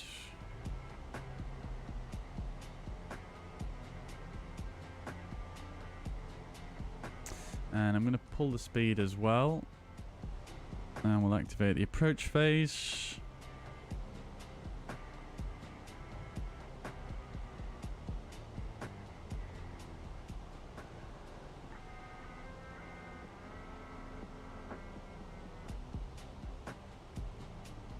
Pilotry says, why is there no display on the FCU? It's just a Fenix thing. It's a licensing issue. We'll get the engine anti-ice on. Let's give ourselves a little right turn here. Go 045. Reduce that VS now as well. VS 1300. Try and follow that glide slope in. I'll go just under it actually, because we do need to slow down a bit, don't we?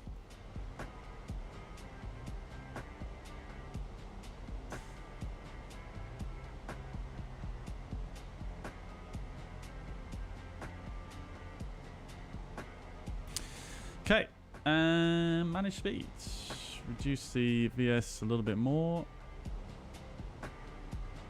Go 500 feet per minute. Give ourselves a right heading. 080. Arm Loke blue.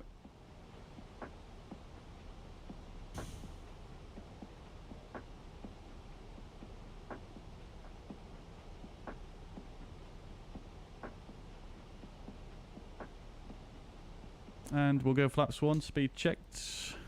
Flaps 1, we'll turn the music down for the arrival.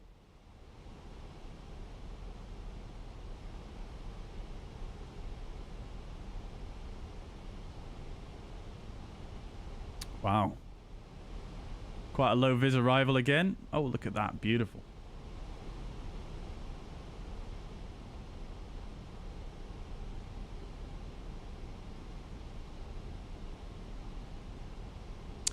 Okie dokies.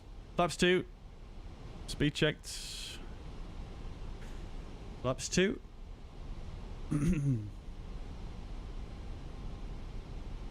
Look start.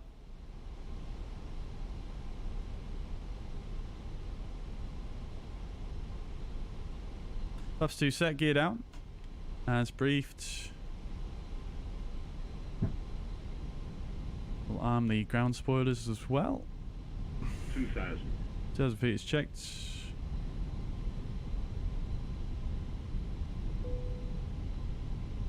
Eight miles to go.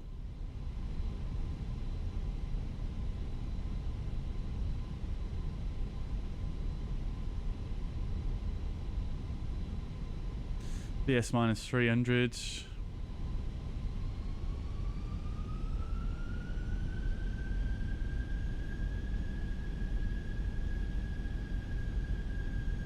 There's the runway. Look. Alt start. Oh, we need to approach, don't we? Nearly forgot.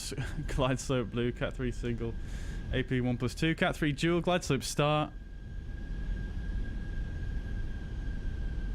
We'll go flaps 3, speed checked. Again, configuring early just because it's slightly steeper than normal glide slope. Alrighty, landing rate predictions in the chat, please. Oh, I forgot to brief earlier on. Obviously, Leeds Bradford has a rather interesting profile to the runway, and it is quite a short one as well. Only 2,200 meters, with a slight downslope of 0.16 percentages for this arrival.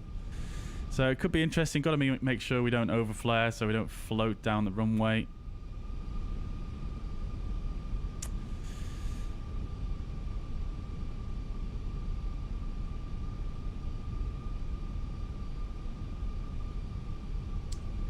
Lovely. Aviator says I've done approximately 10 flights with the miniFCU with the Addon A330. It's working perfectly. Great piece of kit from Mini Cockpit. Beautiful. Love to hear it. I've not done any flights with the A330 yet personally, but yeah, glad to hear it. I feel like I'm not surprised it works perfectly with that aircraft because it's based on the default, isn't it? So that's really cool. Love to see it. Thank you very much for your input there. Right, so landing checklist. We'll go flaps full. So, ECAM memo, landing no blue, landing checklist complete. Right, looks like the pappies are 2 whites, 2 reds. That's good. You can see Leeds in the distance there. Lovely. Alrighty. Let's do this thing, shall we?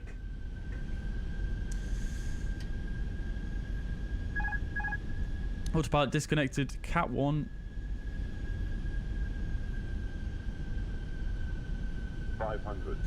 500 feet is checked. We're stable.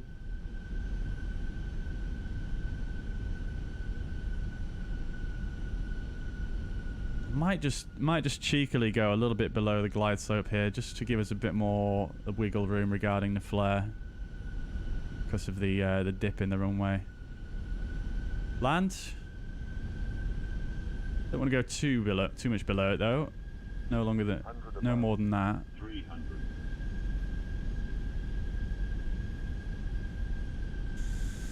Minimum. Auto thrust disconnect. Light slow. Disregard. Light slow. 40. 30. 20. Retard. 5. Spoilers. Decel. Reverse green. And manual braking. Let's see if we can get off here. We can indeed. Reverse is stowed. Welcome to Leeds Bradford, chat. Lovely. That didn't feel quite as smooth as the Belfast landing, but I'll take it. I'm pretty sure we got more or less centerline touchdown zone. Alright, we'll get the landing lights off.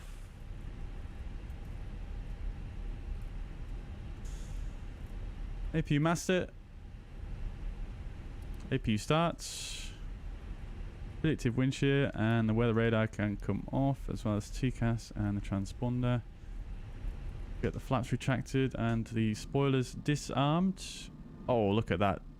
Spoilers going in at slightly different times there. You love to see it.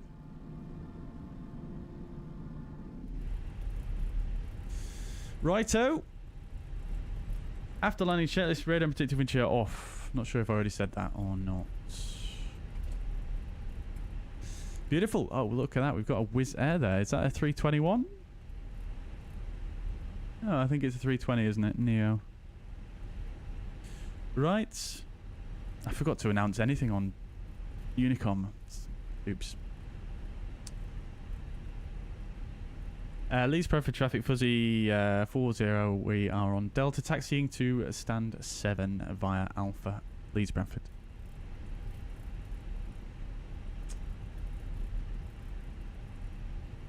We're going to ignore the fact that it says too small.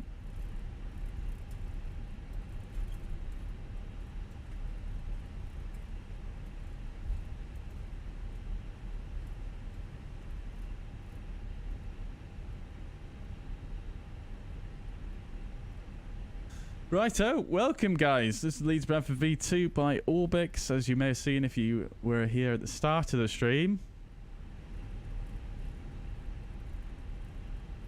No GSX profile as yet. I've just done sort of my own very rough customizations.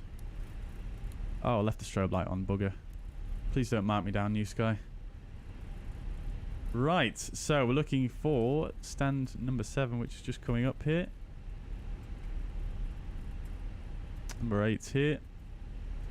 Stand number 7, the only stand with a VDGS here at Leeds Bradford. Yeah, just want to see if the VDGS actually works here.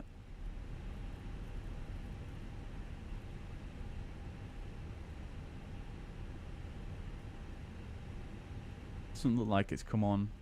Oops. Let's keep turning.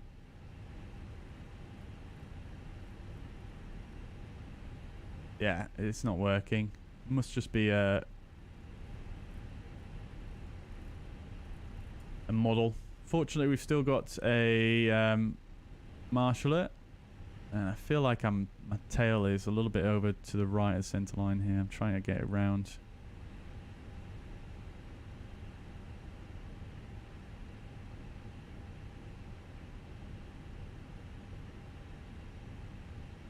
I did set up a custom stop point though, so we should stop at a nice spot here.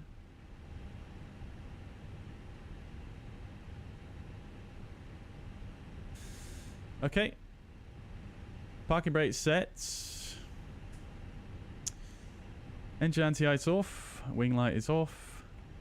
Engine 1 and 2 shut down.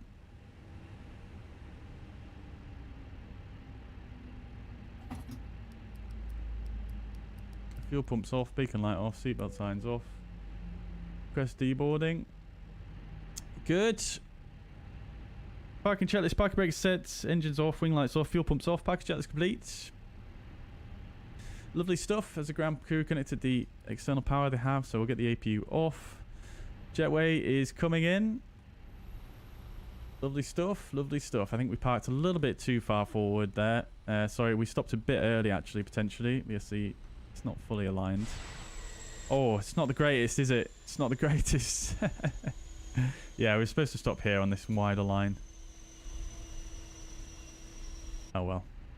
Never mind. Welcome to Leeds Bradford chats. Welcome indeed. Welcome indeed. Alrighty, last chance for a landing rate prediction. We're going to have a look at the Newsky report in just a momento. Jet 79 Bravo on a left base, runway 23, right, we'll call established. Cool. I did record a replay there as well, so we'll watch that as well momentarily.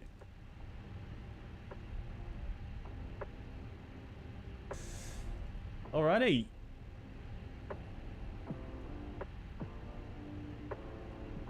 Let's have a look on Newsky then, shall we? I'm going to close the flight.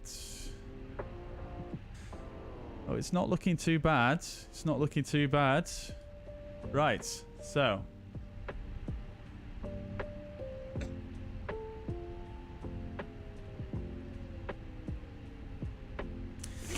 So, we departed on time and we arrived well ahead of schedule actually. We made a balance of $8157, so pretty good. And pilot rating is a perfect 10. Once again, 2 perfect 10s today. Let's go. You can't complain at all.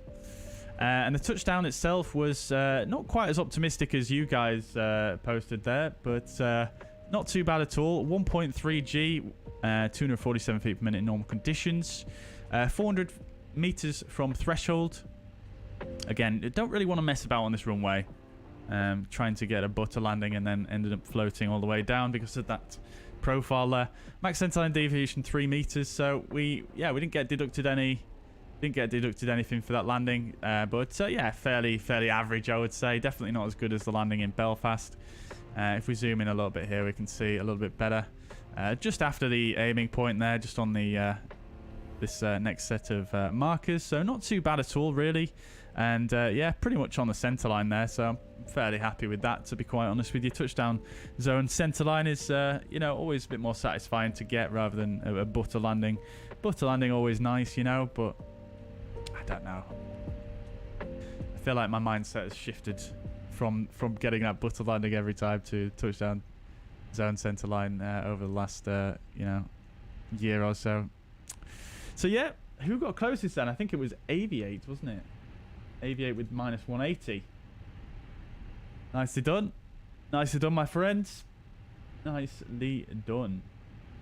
Alrighty, well, whilst the passengers disembark then, we'll have a look around Leeds Bradford and then we'll watch the landing replay. So, Bewitch You for the song. Good question actually, I'm not sure on that one. No, it wasn't, no. The last one was what it's like. I'm not sure exactly who that's by originally. Cool. Okie dokies in chat. So let's do a little bit of a tour then around Orbx Leeds Bradford V2. As many of you know, this is my home airport, so I know what it's like, you know, with certain areas of the world or certain sceneries and things like that with flight sim. You can get quite, I suppose, sentimental or quite, you know, nitpicky, which I'm going to try and not do. with this scenery, because you can't have everything 100%, you know what I mean? You just got to kind of get that feeling is the main thing, I think. Yeah, we'll look at it a bit more objectively from, you know, how good it is as a scenery, rather than trying to focus on the tiny little details, which we discussed earlier. So yeah. miniFCU giveaway. We are actually doing a miniFCU giveaway on the channel, yes, but not just yet. It will probably, well, it'll be after my other miniFCU arrives. So yeah, stay tuned for that. Probably be sometime in December. Well, it is December now. Probably be sometime. I imagine I'll receive it in the next couple of weeks. So stay tuned. You know, coming up to Christmas. Right. Cool. The ground textures do look.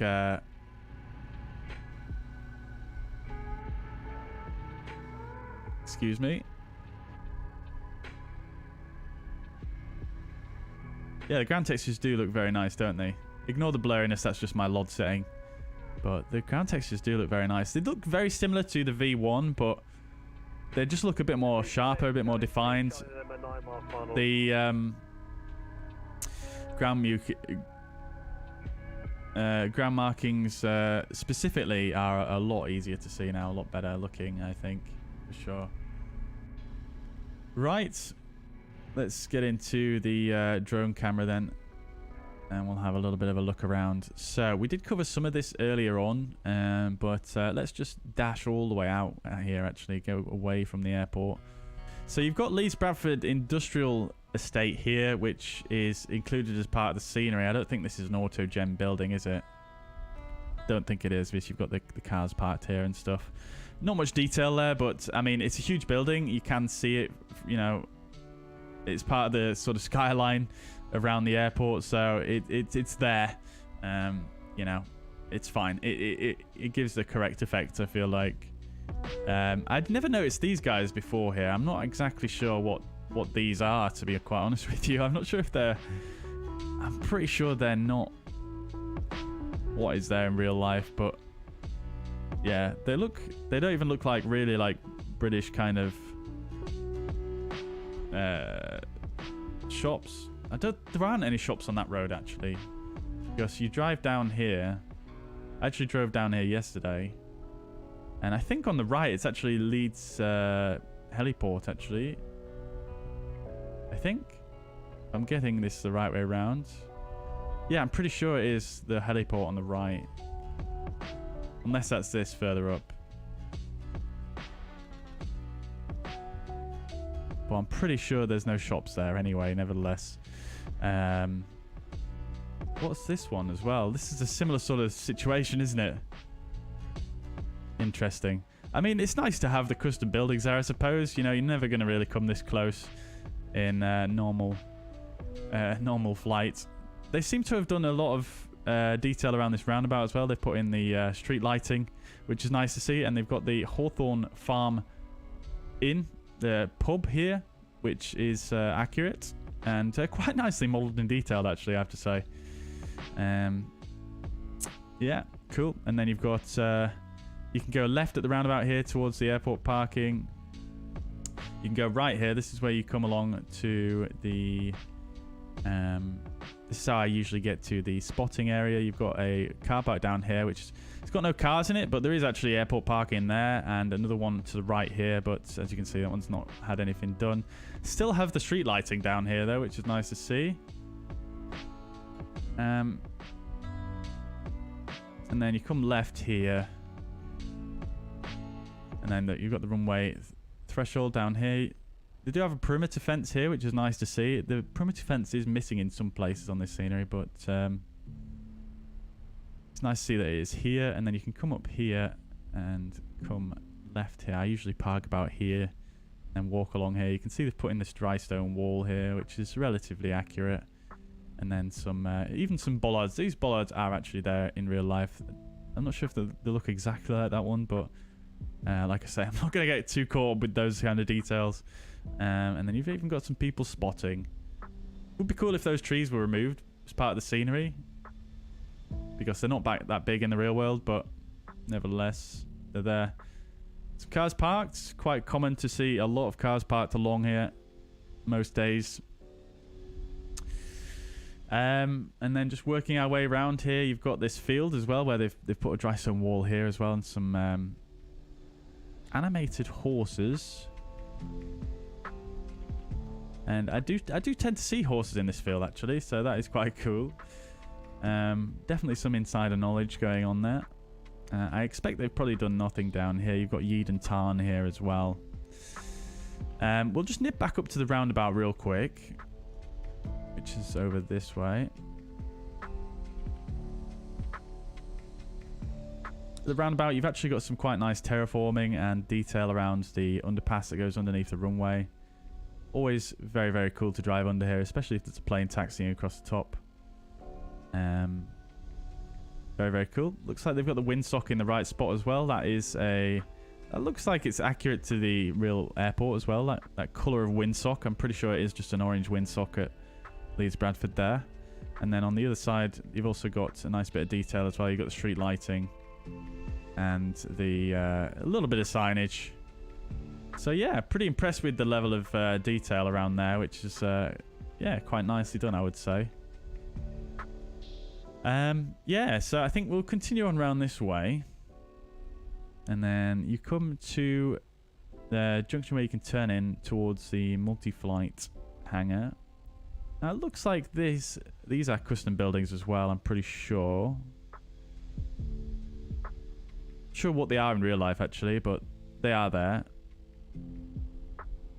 Pretty sure one of these buildings here is the multi-flight cafe, I think. Pretty sure it's this building here, which they've not modelled in, but that is fine. I can get over that. You've got the perimeter fence here. You've got a nice bit of detail here as well. I'm not sure exactly how much this compares to the version 1 because... Stian, take it easy, my friend. Thank you very much for dropping by.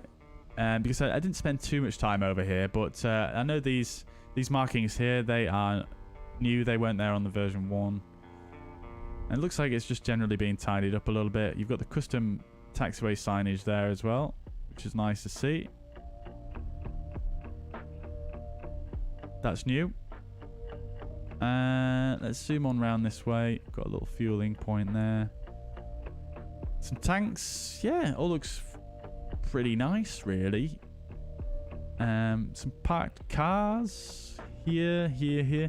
I think this building is part of the V1. I don't think this has been redone. It looks like the old textures on there, to be honest with you. Although I could be wrong. I am going to try and find the time to make a comparison video where you'll see some direct comparisons with V1 on the channel. So stay tuned for that one. We've got the multi-flight hangar again. I think this is, again, this is the same model and texture from V1. There's also a nice little spotting point up here in the real world. Kind of come down this road here and park up at the end. There should be a perimeter fence here and a gate, but that's not modelled in. So yeah, that's the sort of GA multi-flight apron. I mean, it looks pretty good, regardless of the fact that they may have reused some assets there. But to be honest with you, it looked pretty decent anyway. I think it was mainly the main commercial sort of apron that needed the rework. You've got the custom taxiway signage here as well, which is quite nicely done. I do like that. The runway textures, I'm not sure if they're different or not, again, but they did look good before. They still look good now, as well as the taxiway textures are pretty good as well. It looks like you've got some custom lighting now, which wasn't there before as well for the taxiways.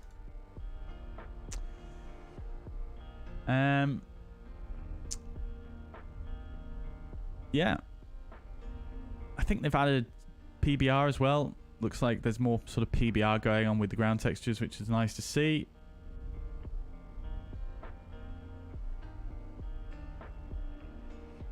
Everything just looks crisper, just looks tighter, I think. You know, it looks more up to date, more modern in terms of scenery. The old scenery is quite an old one now. It's one of the first released for Microsoft Flight Simulator. So I'm not sure they used all of the, you know, modern methods that are available to us now.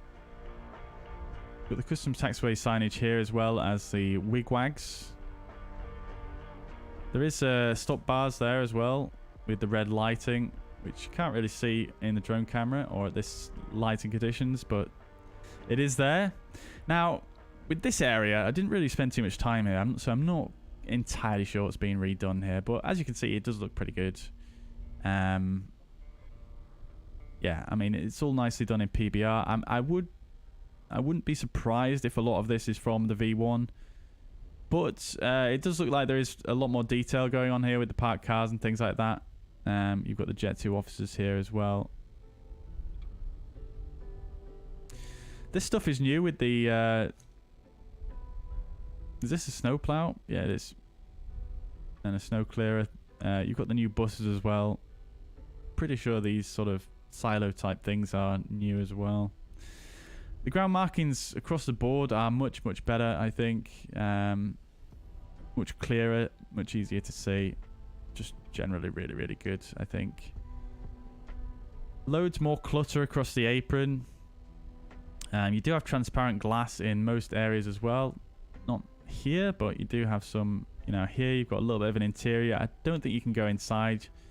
Kind of just clips you over to the roof there. But yeah, a bit of transparent glass, which wasn't there before. It was all flat texture before the glass, so that's good. You've got the pathways on the ground as well. They're much clearer, you know, where the pedestrians would walk, passengers departing an aircraft, etc. So that's quite nice to see. That's much easier to see. And a lot of this was actually missing in the V1 as well, I noticed. So that's good to see. Like this is especially here, this stuff. That was missing in the V1 for sure. So that's nice to see. I'm sure we'll be able to see some really cool GSX profiles with that. Custom jetways now as well, looking very, very nice indeed. All PBR'd up. This is like one of those sort of single axis type jetways that doesn't sort of move down here. It only sort of extends, which is quite cool. Don't see them at a lot of airports. So I'd love to see that. And then there's another jetway down here which has got the multiple axes and the correct signage on there, the correct logos and whatnot. And you've got some sort of glass here as well. You can sort of see through it. You can there a bit more than the British Airways side, which is quite nice. Again, transparent glass all the way down. Looks like there's a lot of interiors going on, to be honest. I'm not really going to focus too much on the interiors, but it is there. I think it looks like they're mainly made to be viewed from the outside. Big thing that was missing in the V1 scenery is a lot of the stop bars and the correct markings, as I've already said, but the stop bars specifically were missing on a lot of these stands. But as you can see, they're now there all the way across the board, which is very nice to see. Yeah, as you can see, there's loads more clutter going along here, which I love to see.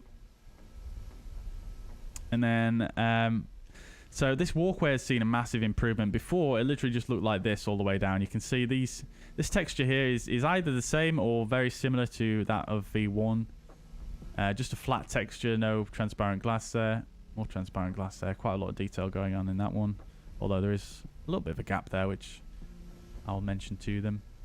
But as you can see down here, you've got transparent glass all the way down. You've even got detail on the inside with the lighting there, and the various signage going down, which does look very accurate to what I have experienced in the real world, which is very, very cool. It also has some quite cool. It looks quite good at night. Does this?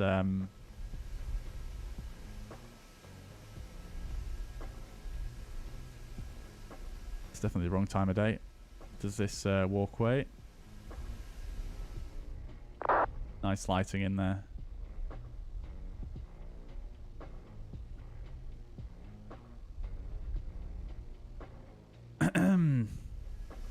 So yeah, that's all the way along, and I'm pretty sure this extension part wasn't here in the V1 either, so that's more accurate now. And then you've got this kind of waiting area here right at the end, and then you've even got the markings for walking down here to these far-reaching stands. Yeah, definitely a lot more detail here as well.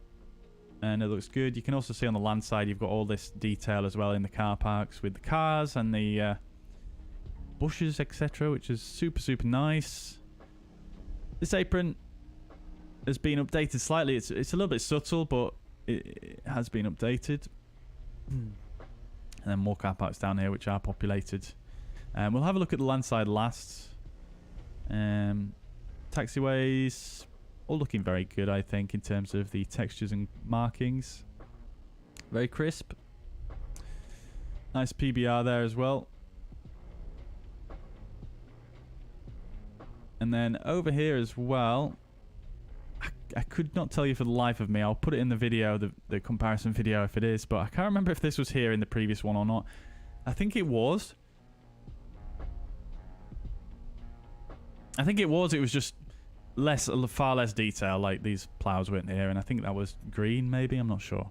But that looks a lot more realistic, I think.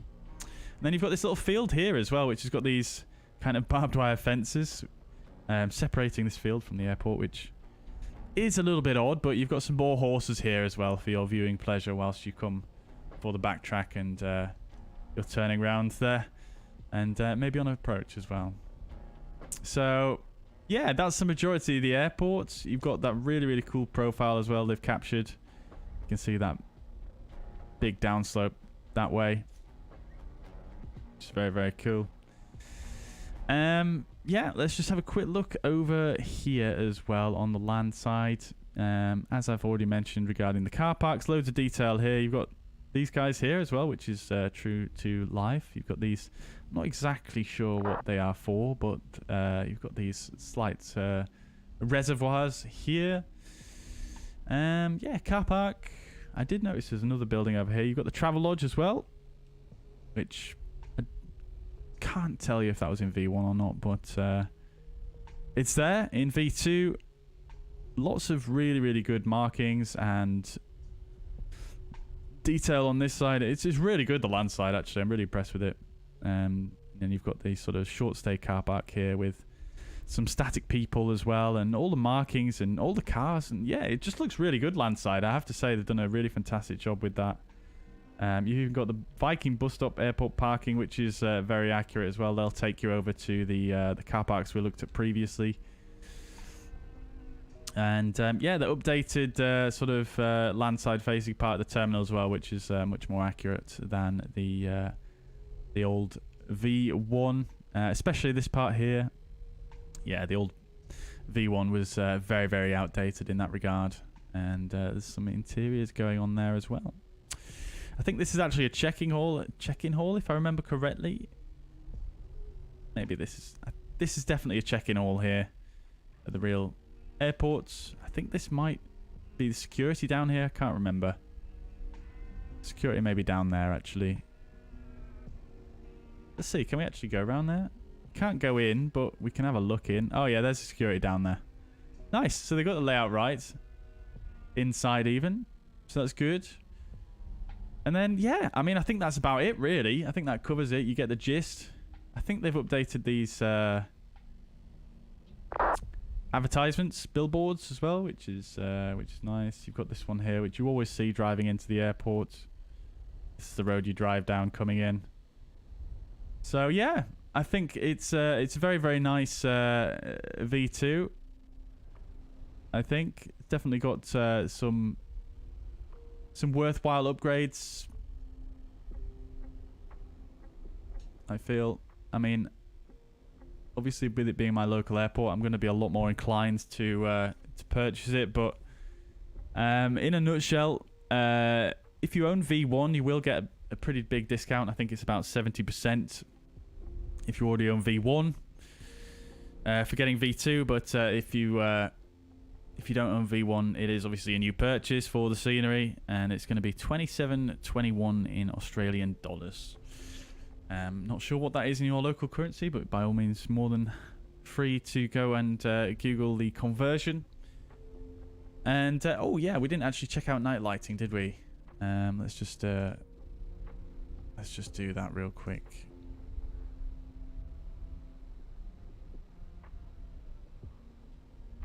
Yeah, it looks pretty good, I think. Nice blanket of light across the apron. These lights you always see, like, if you're driving anywhere around the airport at night, you will always be able to see these lights from a very, very far away distance. Or at least I do anyway, because I'm always looking for the airport.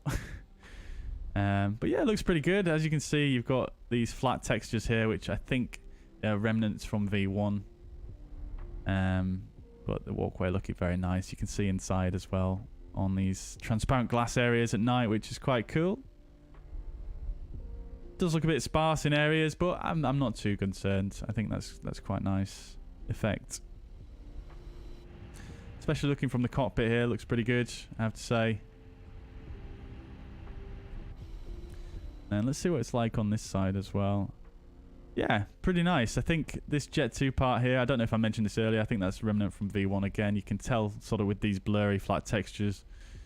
But this guy, this side looking, yeah, pretty nice. Nice lighting on the signage there.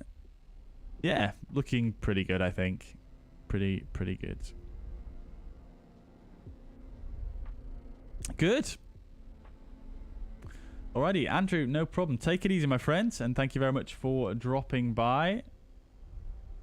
Aviator says I've got the Edinburgh and East Midlands airports last week, 50% off. Amazing. Yeah, great buys. Absolutely impeccable sceneries, those two. Very, very good. The lighting does look good, doesn't it? Aviate. Winter snow coverage. Okay, yeah, we can have a quick look at that. Yeah. Only thing to bear in mind regarding this is I don't think scenery developers really have much control over how the snow appears in their sceneries, unfortunately. But we can certainly have a look. Oh look, someone's just taking off. That's that Wizz Air. Beautiful. So that's looking pretty good, I think. Pretty nice. This might be what Leeds Bradford Airport looks like in the morning.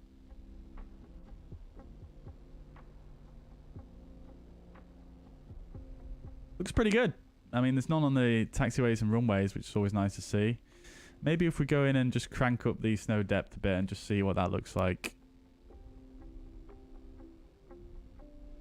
Yeah, so if you crank the snow depth up to like 70 centimeters, it is going on the taxiways and runways, but I don't think you're ever going to get 70 centimeters of snow in Leeds, to be quite honest. Let's do a bit of a bit more of a realistic number. Probably only going to ever really get probably about max, like, I don't know, max 5 centimeters or something like that. Let's say 10 just for good measure. Looks pretty good.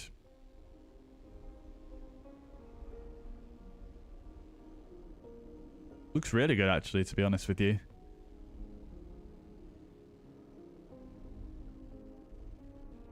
George, welcome to the chat. Hope you're doing well. Good to see you, my friend. Doing very well, thank you. Yeah, thanks for asking. It is not a free update, I'm afraid.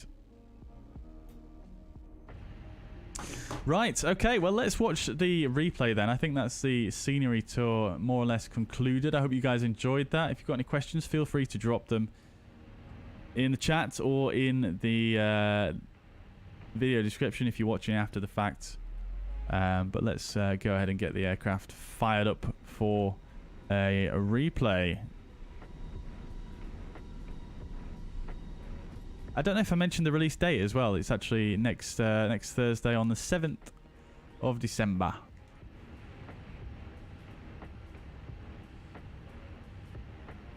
Leon, take it easy, my friends. Thank you very much for dropping by. It's a pleasure, my friend, and thank you very much for your continued support, my friend. Just wait for the aircraft to fire up here, and then we'll go ahead and watch the replay.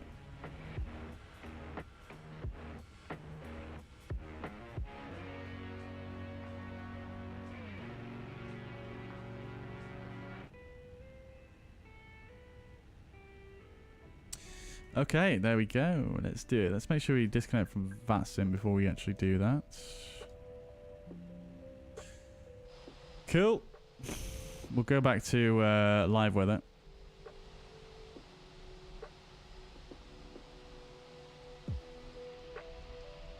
I'll need to fast forward it quite a ways. Oh, look at that. There is a little bit of snow there.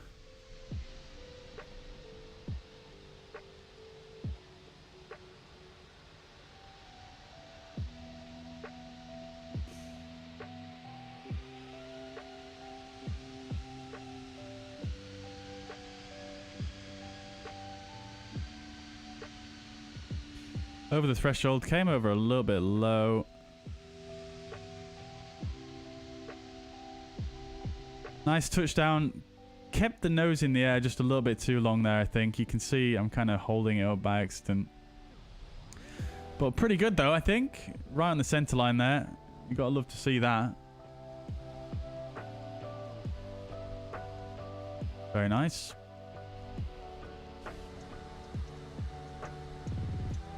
Let's have a look from this guy.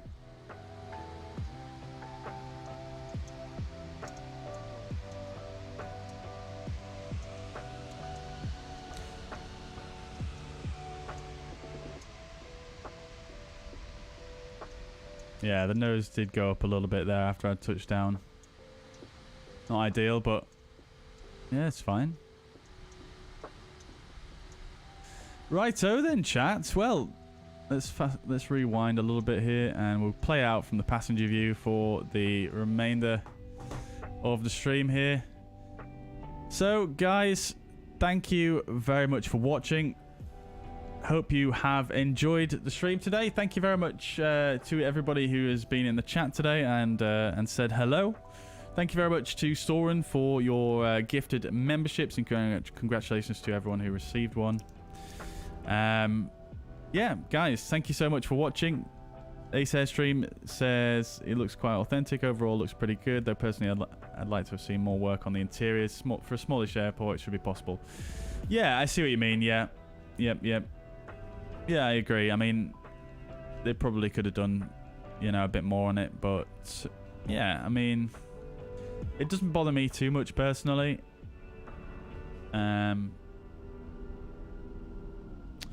I would have maybe preferred to see something like a GSX profile or some, you know, interesting features like VDGS, or, you know, just something like, you know, like you see in Pyreegue's airports, really. I mean, Pyreegue's really pushing the boundaries on airport sceneries at the moment. So, you know, stuff like that, rather than...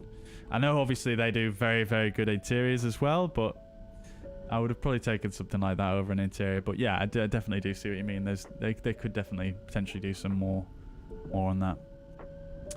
But guys, yeah, once again, thank you so much for watching. Hope you enjoyed. Enjoy the rest of your weekend.